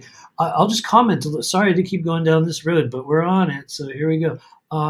There was absolute, like, deep, deep transformational energy that has taken place on or around this date at the beginning of August. I think 2019, I believe, was, or it might have been 2020, it might have been 2018. So please forgive me if I have my exact year wrong, but there have been notable real world alignments that have taken place on or around the beginning of August. 2019 was an incredible one that I think actually had a huge ripple effect on collective consciousness and people that chose to engage in it. I think the difference is when it becomes a product. And it's like, yes, we had a very, very notable event at times past when certain, dates have occurred, but it had nothing to do with the repeating decimal. It was just a repeating numeral. It was a thing that was happening outside of that. And here, since we're still going down this twisty road, I'll make a really bizarre U-turn off ramp, and I'll state something that is also literally true. As we put enough energy and intention into the idea of there being an energetic portal that opens up on 8/8, it creates it. It does. It's making it real. But it's not a natural, environmental, astrologically occurring thing. It's something that we are creating. We are generating it. Anyway, I hope a very learned and much more capably articulate person can come in and just explain that on a greater level. One of the people that I think did break it down in a really, really good manner was, I think his name is Salvador from Starseed Astrology. And you guys can look him up. He's on Facebook. He's on Twitter. He's on, I don't know. He's on every platform. But he had a really incredibly well written article where he showed, the astrological charts from 2020 and 2021 and 2022. And he's like, okay, show me on this chart. Where's the portal to Sirius? Where's the alignment? Where's the thing? And it was not there. And he's like, this is the evidence right here. Here it is. And so I think where I might differ from him is that I don't think it's fake. I don't think it's not an absolutely made up thing. It's something that we're creating. And I think that it's very, very important to differentiate when those things happen, because I think, we can create anything. We can create anything. And in some cases, we really got to look at, whose container are you jumping into? If they're telling you over and over again, trust me, please trust me, you can trust me, I swear you can trust me, I integrated my shadow, as if that's a thing that you just do. I just integrated it. Boom, it's integrated. When people are spitting that line, man, talk about red flags. But anyway, I digress. Let's get out of there. We'll get out of there. Feng Shui Susan says, Luke who? Gronkowski, Luke Rudkowski of We Are Change. You can just go on YouTube after this and just enter We Are Change, and you'll go right there. I think he's just an excellent journalist. I think he does real work. I think he talks about relevant things. He's one of the people who actually went to Epstein Island. He actually chartered a boat, or I don't know, was it a helicopter? I don't even remember now. He actually went out, or no, I think it was on some sort of a little dinghy. I don't remember what it was. He's one of the few people that actually went there. When like the Bilderberg meetings happen and, all the, whatever, the Davos people and all that shit goes down, he's one of the people that will actually go there. And it's just, I don't know, something about that I absolutely admired. I think he's definitely the real deal. Anyway, yeah, Luke Rudkowski, wearechange.org. It is. Thank you, Mason. It is inflammatory spiritual rhetoric. Literally, it is. It's exactly. Maybe it's just my version of it. Maybe it's just my version. Perhaps the repeating dates are simply markers for people to pull their consciousness together to create amazing energies. But of course, the New Age is manipulating, diluting, and distorting that magic. Absolutely. I think that's a really good way to explain it. they exist as markers for us to choose to harness or engage or harvest energy on those dates. And like I said, in some cases, it is actually a naturally occurring thing. Um, and there was another point I was going to make there that just got deleted from my brain. So maybe that was them doing for me what I couldn't do for myself. But maybe it didn't need to get said. Red Orion says 888 portal is actually just a 6 lols, so it's not that big of a deal. It's marketing, right? There you go. Look at the numerology of it. Spirituality and channeled information is free. It doesn't cost me anything, so why charge trying to help others? It's to bring community together, not make a profit off of it. I hear you on that one. I hear you. And that's always such a strange and murky road when we talk about, let me bring your comment back. I can feel the mind sliding happening. That's always such a strange and murky road when we go down into the debates around charging for spiritual work and charging for energy work and charging for meditations. And I am a person who charges for the work that I do. Absolutely. I mean, it sounds weird and cringe the way I'm saying that. I do, absolutely. And I think that we have a right to charge for that. I believe that for those of us who do this professionally, and also those of us who just do it because we do it, I believe we absolutely have a right to ask for a form of compensation. I believe we have an absolute right to not demand, but to ask for an exchange of energy. And I guess I would make it, I want to be very specific that I don't think there's anything wrong with charging for spiritual work.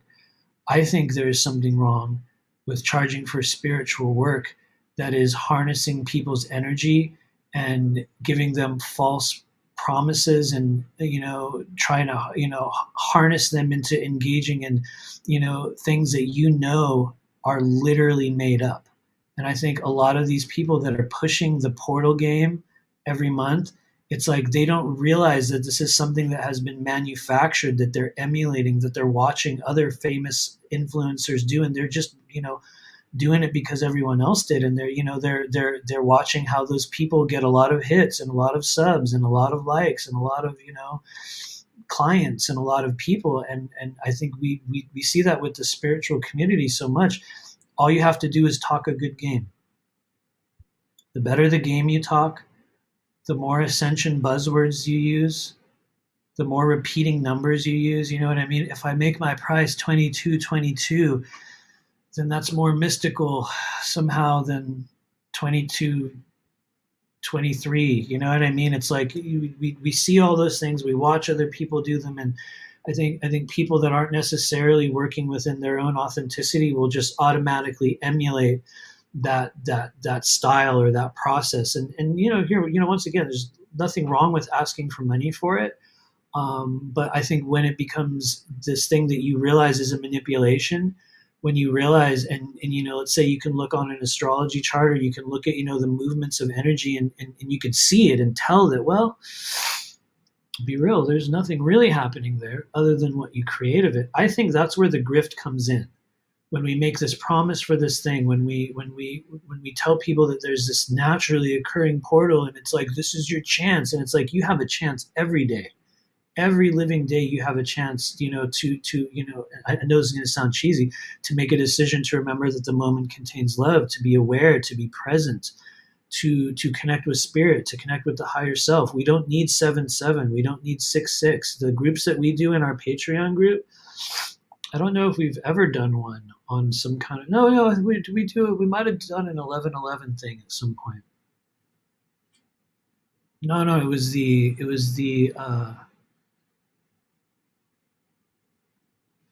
12-21. I think it was like the I'm trying to remember the name of it now. Is that the solstice, the winter solstice? It might be. It might have been the winter solstice. And so, we absolutely do all sorts of those things. I think, once again, the difference is when it becomes a manufactured thing that you have to do in order to continue to stay relevant in a spiritual social milieu, so that you can continue to stay influential, so that you continue to, drop some ad or something on YouTube and everyone goes, oh man, we're going to it. and you know that nothing's happening. You know it's just a scam. That's when I think I begin to, that's I think where I start to take umbrage with these things. I like that I'm using the word umbrage all of a sudden. I heard it I heard it on a fragment of an old movie recently, and I'm taking umbrage with everything. And so anyway, as my nose is running wildly on screen. Every time we do these, we're only doing an hour. And somehow that 1 hour gets compressed into 3. Because I'm sitting here looking, I'm like, whoa, 3 hours, cool. Anyway, thanks, you guys. Let me know if you have any other questions. We're in Absolute Authenticity August, so you can literally ask me anything right now, and I will tell you what I truly, really, really feel about it. So it's a good opportunity. We're going to be doing that all month. That's why I was ranting and raving earlier. White Swan says, there's an energy exchange and the currency of the dollar is part of it. To believe it all should be free feels like a false light trap. I think it is. I think it can be. I think we kind of walk a fine line, or I would like to think that we walk a fine line. By we, I mean me and Honora and lots of other people that I know who are behaving in integrity as spiritual practitioners. I think that there is a fine line that you can walk between, charging for what you do and remaining accessible. And I really do believe in my heart of hearts that we remain accessible in the work that myself and Honora do.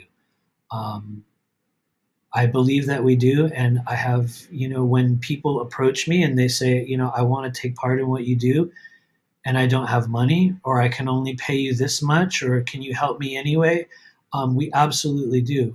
In fact, it's funny because as I'm saying that, I'm literally having a memory of a person that emailed me about a month ago and was like, hey, can you help me with this session? And I forgot to reply to them. So even me explaining it in this now moment is helping me jog my memory about a person that approached me in that way. And so I think that it's important to walk a fine line with, our choice to, require some form of a payment for our services and also remaining accessible. And I think you'll notice the people that do this and are able to do it on a self-sustaining level, meaning that it becomes the only thing that you do, and it becomes, your part of your identity, part of your actual mission, that what you bring to this world. I think the people that will do that on a self-sustaining level are in many cases, part of that is due to the fact that they choose to remain accessible. They choose to remain like, yes, you can still engage with the work that we do for this amount of money. And there's been countless sessions that I will do with people. And it's like, there's no charge at all. It's just, we'll just meet and we'll talk about it and we'll do it. And then there's many other times, where it's like, yeah, well, I'm sorry, you're going to have to pay for that. We're incredibly busy right now. You're going to need to book a session. And there's nothing wrong with that. I think we choose to make a choice to be accessible. And I think people that will come to you from a place of sincere need, truly wanting to engage in the energy that you're bringing, will also be able to meet you halfway in some form or another. And it won't always be about money. Sometimes, I mean, honestly, and I've seen a few people that have been through this chat that have done free clearings for me. And I'm not saying you need to say who I'm, no, there's no name drop in anything like that. But for those of you that have done that, you will probably remember that I usually only ask for one thing. And I mean this really, really sincerely. For the people that we work with for free, I truly ask that you just pray for me. Pray for myself. Pray for Honora. Pray for the work that we do.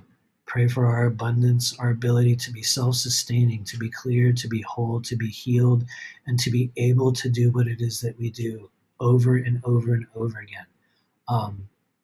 In some cases, that's way better than any money you'll get from anyone. And I've kind of noticed in my own life, maybe there's a few people that are watching this live, you've noticed that your life responds to prayer. That when people pray for you, things actually happen. I've just always noticed that with me. And so, like a lot of times, when we do free work, it's literally what I say, look, it's cool. Don't pay me anything. Pray for us. Please just pray for me, that things go well, that we make, that everything gets taken care of. And what's wild is that it does. There has not been one time since July 17th of 2017 where it has not worked out.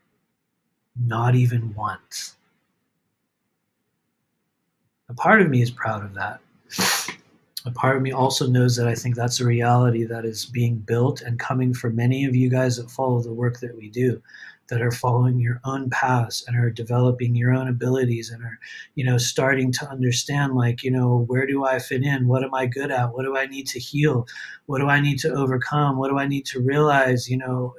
All the things that we're capable of and all the density within the body. You'll just notice, I think for a lot of you guys, you're heading toward that transformation stage in which it stops becoming the thing that you do part-time and it starts becoming the thing that you are. And anyway, am I on a spiritual soapbox? I think I am. Is this a spiritual soapbox? I think it is. Anyway, thanks, you guys. You can hear my congestion building. I'm starting to realize I think it has something to do with our air conditioner in this apartment complex, because I've noticed every time that kicks on and I'm in this room, I always get stuffed up. So it's probably something that's coming through. But anyway, thanks, Red Orion. I appreciate you. I appreciate you. Thank you, Sherry. Thank you sincerely. You too as well, Selena. I appreciate you guys. Even if you don't know, always that's what they're doing. I hear you. You never do. You never really do. Jeanette Davis says we need to let go of the attachment or the distraction to money. I am Australian. Our dollar. I am in Australia. I'm assuming that's what you're saying. Our dollars is so low compared to US, but my worth is what is real. Man, thank you. Absolutely. I agree with you on that one. Thank you for saying that. I would love to see a time on Earth that we get to live through in which we as a human collective get to let go of our dependence upon, what some people call, I always try to get the name right. I can't say it, Babylonian money system. I would love to see a stage on Earth where we get to, release ourselves from the Babylonian, money system. Maybe this will sound cynical, but I don't think it'll happen. Not in our lifetime. And a part of me thinks, this is a theory that I'm constantly constructing and deconstructing. A part of me thinks that our Earth realm, this third density to fourth density to, fifth density and onward realm that we chose to incarnate into, is the place that we come to learn about and experience those concepts. And so I think that it's one of the inherent qualities or experiences that come when we incarnate on Earth. We're going to incarnate into a third density environment in which some form of currency is required for you to live a human life. You're going to incarnate into an environment in which certain conditions will be cast upon you. Certain experiences are unavoidable. I'm also a person, and some people I've had people message me about this statement before. I do not believe that the darkness on Earth can or ever will be stamped out. I don't even believe it's our responsibility as humans with souls.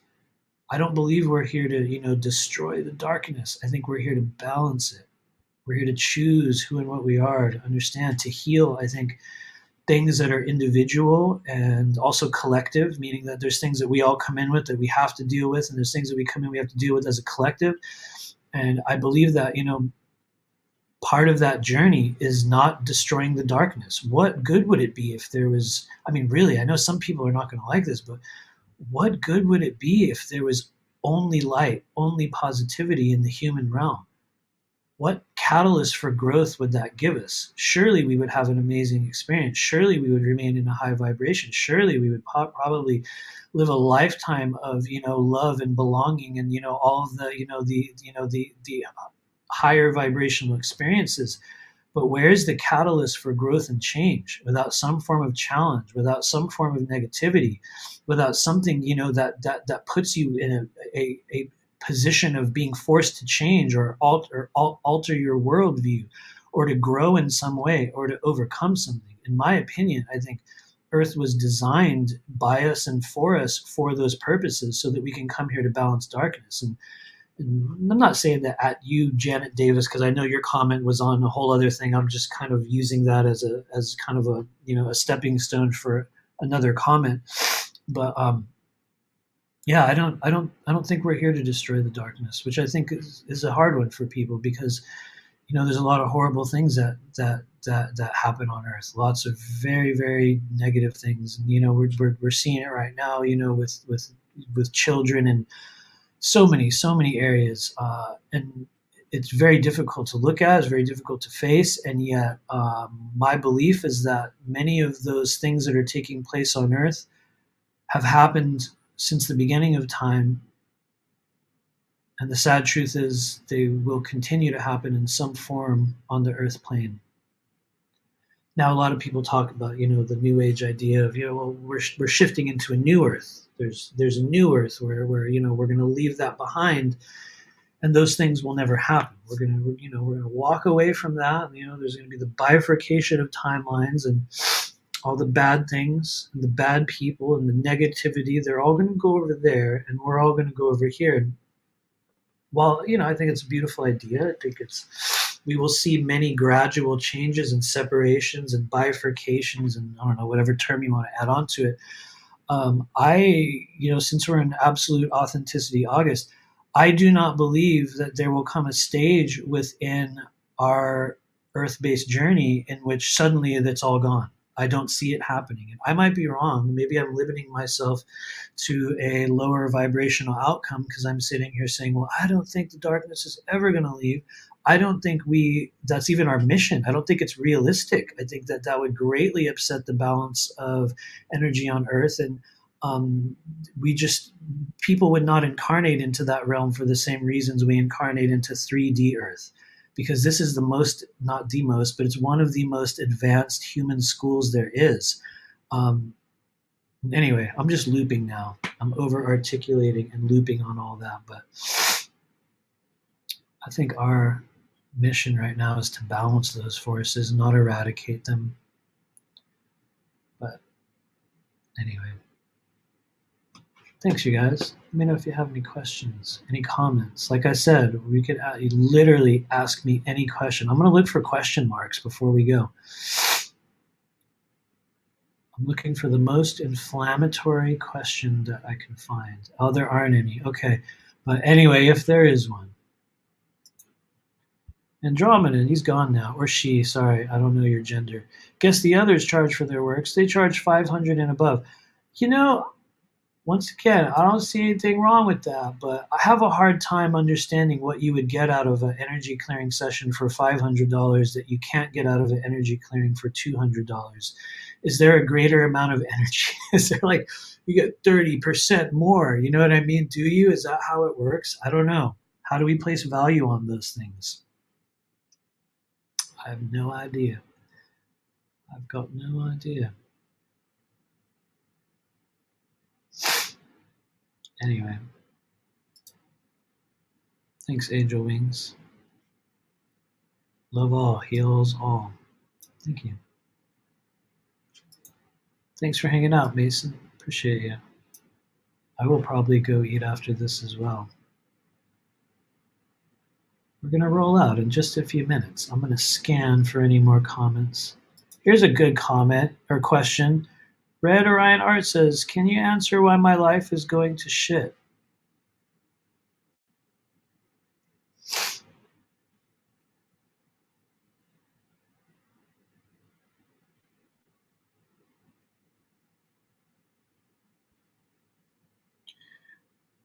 I think part of it's like a multi-layered thing. Part of it has to do with belief systems that you're holding on to. I think another part of it has to do with some unacknowledged emotions that are just kind of hanging out in the heart, maybe in your chest and throat. Sorry to get weird. Sorry to get weird at the end of our live stream here, but just tuning into your energy. I wouldn't say those are the reason. I'm not saying that's the reason why you would, say your life is going to shit as you're saying it, but I would say if you're perceiving that there's a lot of negativity or difficulty around you in the energy of the moment, it feels like there's just some belief systems and emotional trauma and kind of maybe even some stagnancy that are kind of holding on in your field right now that it's absolutely things that you can let go of, but um, that could be part of it. I also feel like a part of it has to do with you switching timelines, which I know is such a cheesy thing to say, but I mean, literally, we switch timelines and move into different channels and experiential arcs in this human journey. And sometimes, in order for a new timeline to form, another one has to completely collapse. And so, what'll happen when a timeline collapses in your life? Things don't work anymore. It doesn't feel good. It doesn't happen. Relationships fail. Jobs fail. Money's not around. We suffer in some form. We are consciously aware that everything's going wrong, but we don't know what to do about it.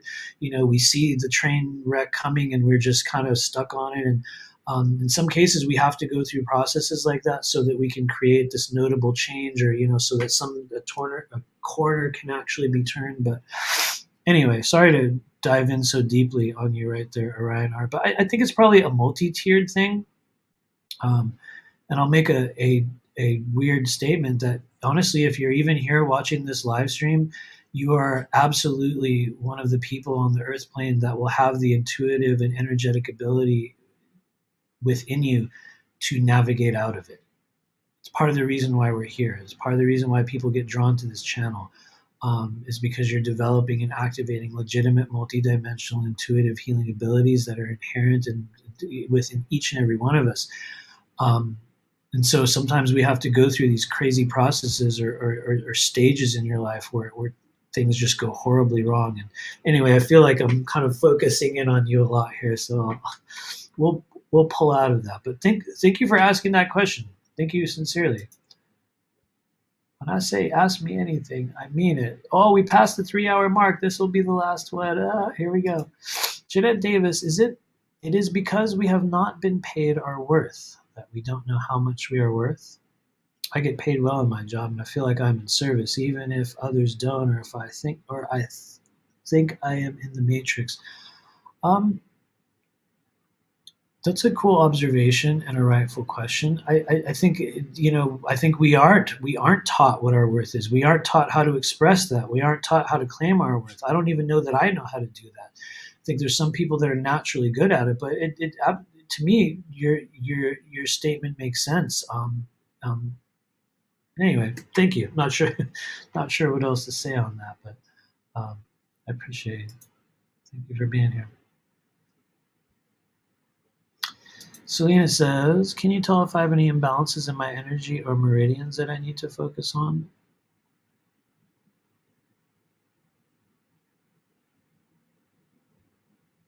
We can, and I'm going to sit here in awkward silence for a few more seconds. I just noticed sometimes after I will be talking online for a while, it takes me a little longer to connect because I'm on a different channel. But I want to answer that question for you, Selena. So just take a couple. Actually, here, you know what you can do, Selena? There's about a 12 to 18-second delay, so I'd like you to swallow. Just swallow when you hear me say that. It'll be in a few seconds from now.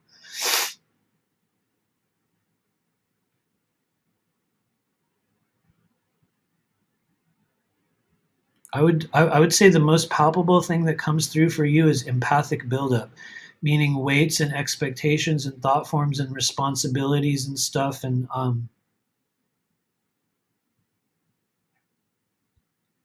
I would say that if you do feel imbalanced or if you are feeling some difficult energy, it does kind of feel like you might be processing or kind of holding stuff for other people. I would want to say that it would be family members, or if you have kids, or just people within your family, or people that are close to you. I wouldn't say that it's like a very noticeable imbalance, but I'm just saying when you ask about is there an energy that is present or something that I can kind of, palpably grab onto that maybe could, cause or be related to a blockage. It feels like empathic buildup. I would say stomach and esophagus energy, which would be belief systems, digestion. Once again, yeah, maybe energies that you're holding and processing for other people. Anyway, thank you, Selena. I hope that a little bit of that kind of made sense there. I realized that was kind of a long pause and a weird moment, but I would even say kind of throat energy, or I'll just tell you the part that lit up there, and I think part of it has to do with when I will. This is kind of a construct that I'll use, or a I don't know what the right word is, so I'll use the word construct. It's probably the wrong term, but it's a thing that we'll do in sessions when I'm tuning into a person's energy, and we're going, okay, let's kind of read this or feel or kind of gauge what's going on in the body. We will swallow. That's a big one. You kind of that kind of opens up pathways. And so maybe I'm kind of perceiving, the stomach and the esophagus and the actual physical components of that, because for some reason I feel that on your body in the moment. But it's also a really, really useful thing to begin to gain access to the energy body. And so another thing that I used to do, I don't do now, is I'll yawn. And especially when you're in a private session with someone and you're on Zoom, it's like you could make a big yawn, and you can nearly guarantee that the other person will do it as well. Some of you guys will yawn after that as well. That is also a really good natural opening into your energy field. The swallow is one. Yawn is a big one. Like when we naturally yawn, the energy field opens much wider than when we swallow. When you're swallowing, what you're doing is you're allowing an opening to occur for a moment. And the other thing that we do in that, you could also be accepting an energy, which is why sometimes it's not always the best thing to say. So it depends on what you're sending out. But another thing that might work a bit better for you or anyone else that's trying to kind of read someone's energy in the spur of the moment, especially over distance or social media. Another thing that I'll do, and you can do this along with that person. This is where actually things really happen. Is you'll take a breath with them. But it's a very particular type of breath, and we do it in the Patreon group and some of the stuff I think we've done here on YouTube a lot. As my nose is literally running on camera. Sorry, everyone. That's what happens after 3 hours. But you will take a breath with someone in tandem in that moment, and as you breathe in, it's like this. You're getting a big breath of their energy, and ask yourself what comes through, what messages, what emotions. You might even get a scent, you might get a flavor, you might get a strange image, you might get, this is where it gets weird, you might get ideas or feelings or sensations in the body. And so anyway, just notice what shows up. But we will do another dedicated reading live stream, in the coming weeks, and we'll just do readings on that one. I notice after 3 hours, I have to like sit there and focus on you. But you guys, try this. Try this in your own time. Try this in your own world. When you're learning to connect with people, when you're gauging people's energy, start taking a breath of it and notice what comes in. There are certain types of sensations or thought forms that hold in the body that will be more palpable than others when you take a breath. All kinds of feelings will show up. Sometimes you'll get a little fraction. I know this sounds weird to you guys. You'll get a fraction of just images and stuff that people ate. I mean, it gets really weird. And so the ways that you'll make that stronger for yourself is by working with your crown, working with the third eye, all kinds of stuff. Anyway, I could go on, and sorry to focus in on you so deeply, Selena. Sometimes I worry that I'm kind of putting people on the spot or focusing disproportionately upon their energy field. And so I hope that helps in some way. Yeah. Thanks, everybody. I don't think we see any other questions here. But excellent. So a lot of you guys already know this. We're going to be meeting up on Sunday in the Patreon group, Blue Flame Collective, with Honora. She's going to be doing a very, very deep energy clearing and meditation process this Sunday, August 6th at 4 p.m. Eastern. And so you guys can find us over on Patreon at the Blue Flame Collective if you do want to join that. It is $20. It's for tier 2 of our Patreon group. And so join us if you feel called. It's going to be a incredibly deep meditative process. It's one of the things that I noticed about the last time Honora did a public meditation process was in, I think, February, when we went out to, that was actually a year ago, when we went out to Louisiana for this thing. I think it was called Haven of Ascension, a really small and cool event that was held out there. And she did a meditation with everyone at that little mini conference, and it was like everybody there was just gone. It was just like boom. It was like people just checked out of the body to the extent to the extent that it was like after she was done, it was just like,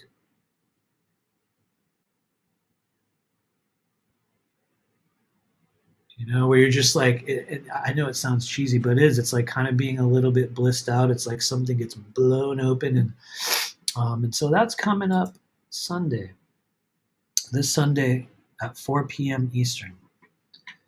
4 p.m. Eastern. There you go, 4 p.m. Eastern. 4 p.m. Eastern. Trevor Ohm. Thanks for hanging out. So that's coming up this Sunday. Please do join us if you feel called. And yeah, we're going to be back on Thursday with Mario. We're going to be talking about some of the gateways, actual openings, actual portals that show up, and just talking more about his views upon that and what we need to know about astrological occurrences during this period of great change in late summer 2023. The world is rife with spiritual salesmen and ascension grifters and false light practitioners selling people on 7/7 energy activations and artificially manufactured Lionsgate portals. And so wherever you land in the coming days, I know a lot of people are going to be doing mass meditations. They're going to be doing all kinds of group energy work. I mean, we're going to be doing our own one over there in Patreon group. Just stay sovereign, stay aware, have no fear. You know what I mean? Honor that still small voice inside your body and just keep moving forward. And as you notice your perception change, as you notice your ideas and your opinions and what you thought was real last year, for those of you guys that were here 3 hours ago when we started this live, I was going on and on about like, look how different you are from last year. Look how different you are from only a few months ago, how so many ideas have changed, so many things you thought were fake or real and vice versa.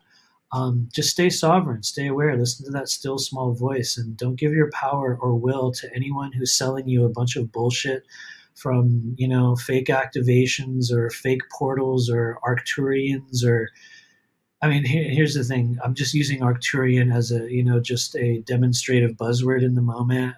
There's lots of really legitimate Arcturian practitioners and people that work very, very deeply seated within that energy as an actual, frequency that they're working with.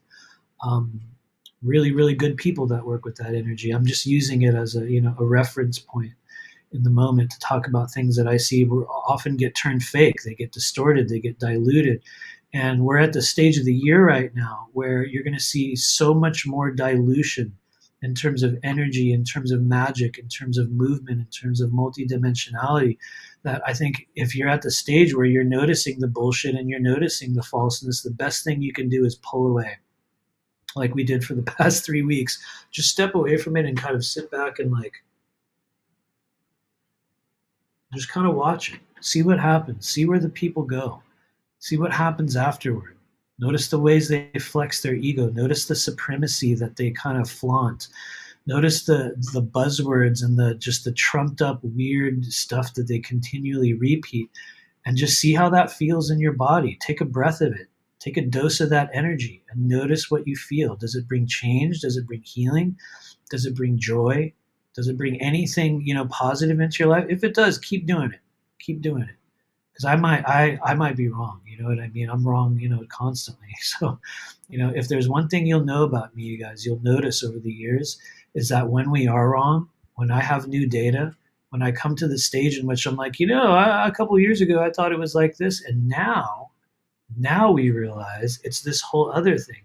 I think that's where growth comes in, when we're willing to look at it and go, wait a minute, we've got new understandings and new information. And those are the ones we're going to grab onto. And so anyway, choose wisely where you go at this stage of the journey.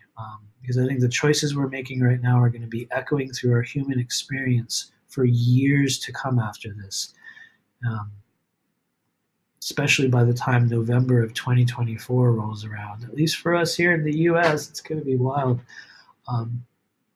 Anyway, thank you, everyone. I know a number of you guys have stayed here with us for the entire 3 hour period. I love you. Thank you for being a part of our community. Thank you for subscribing to this channel. Please hit the like button before you leave here today. And if you're bold, share this video somewhere. Share it on your YouTube channel. Share it on Facebook. It doesn't matter where. Print out a image of this live stream on a dot matrix printer from your Apple IIe in whatever year that was and staple it to a telephone pole. That's stupid. Don't do that. But, whatever it takes. Thank you guys. Thanks for being a part of this live stream. And we will be back on Thursday, live from the multidimensional trailer park. Whatever you do,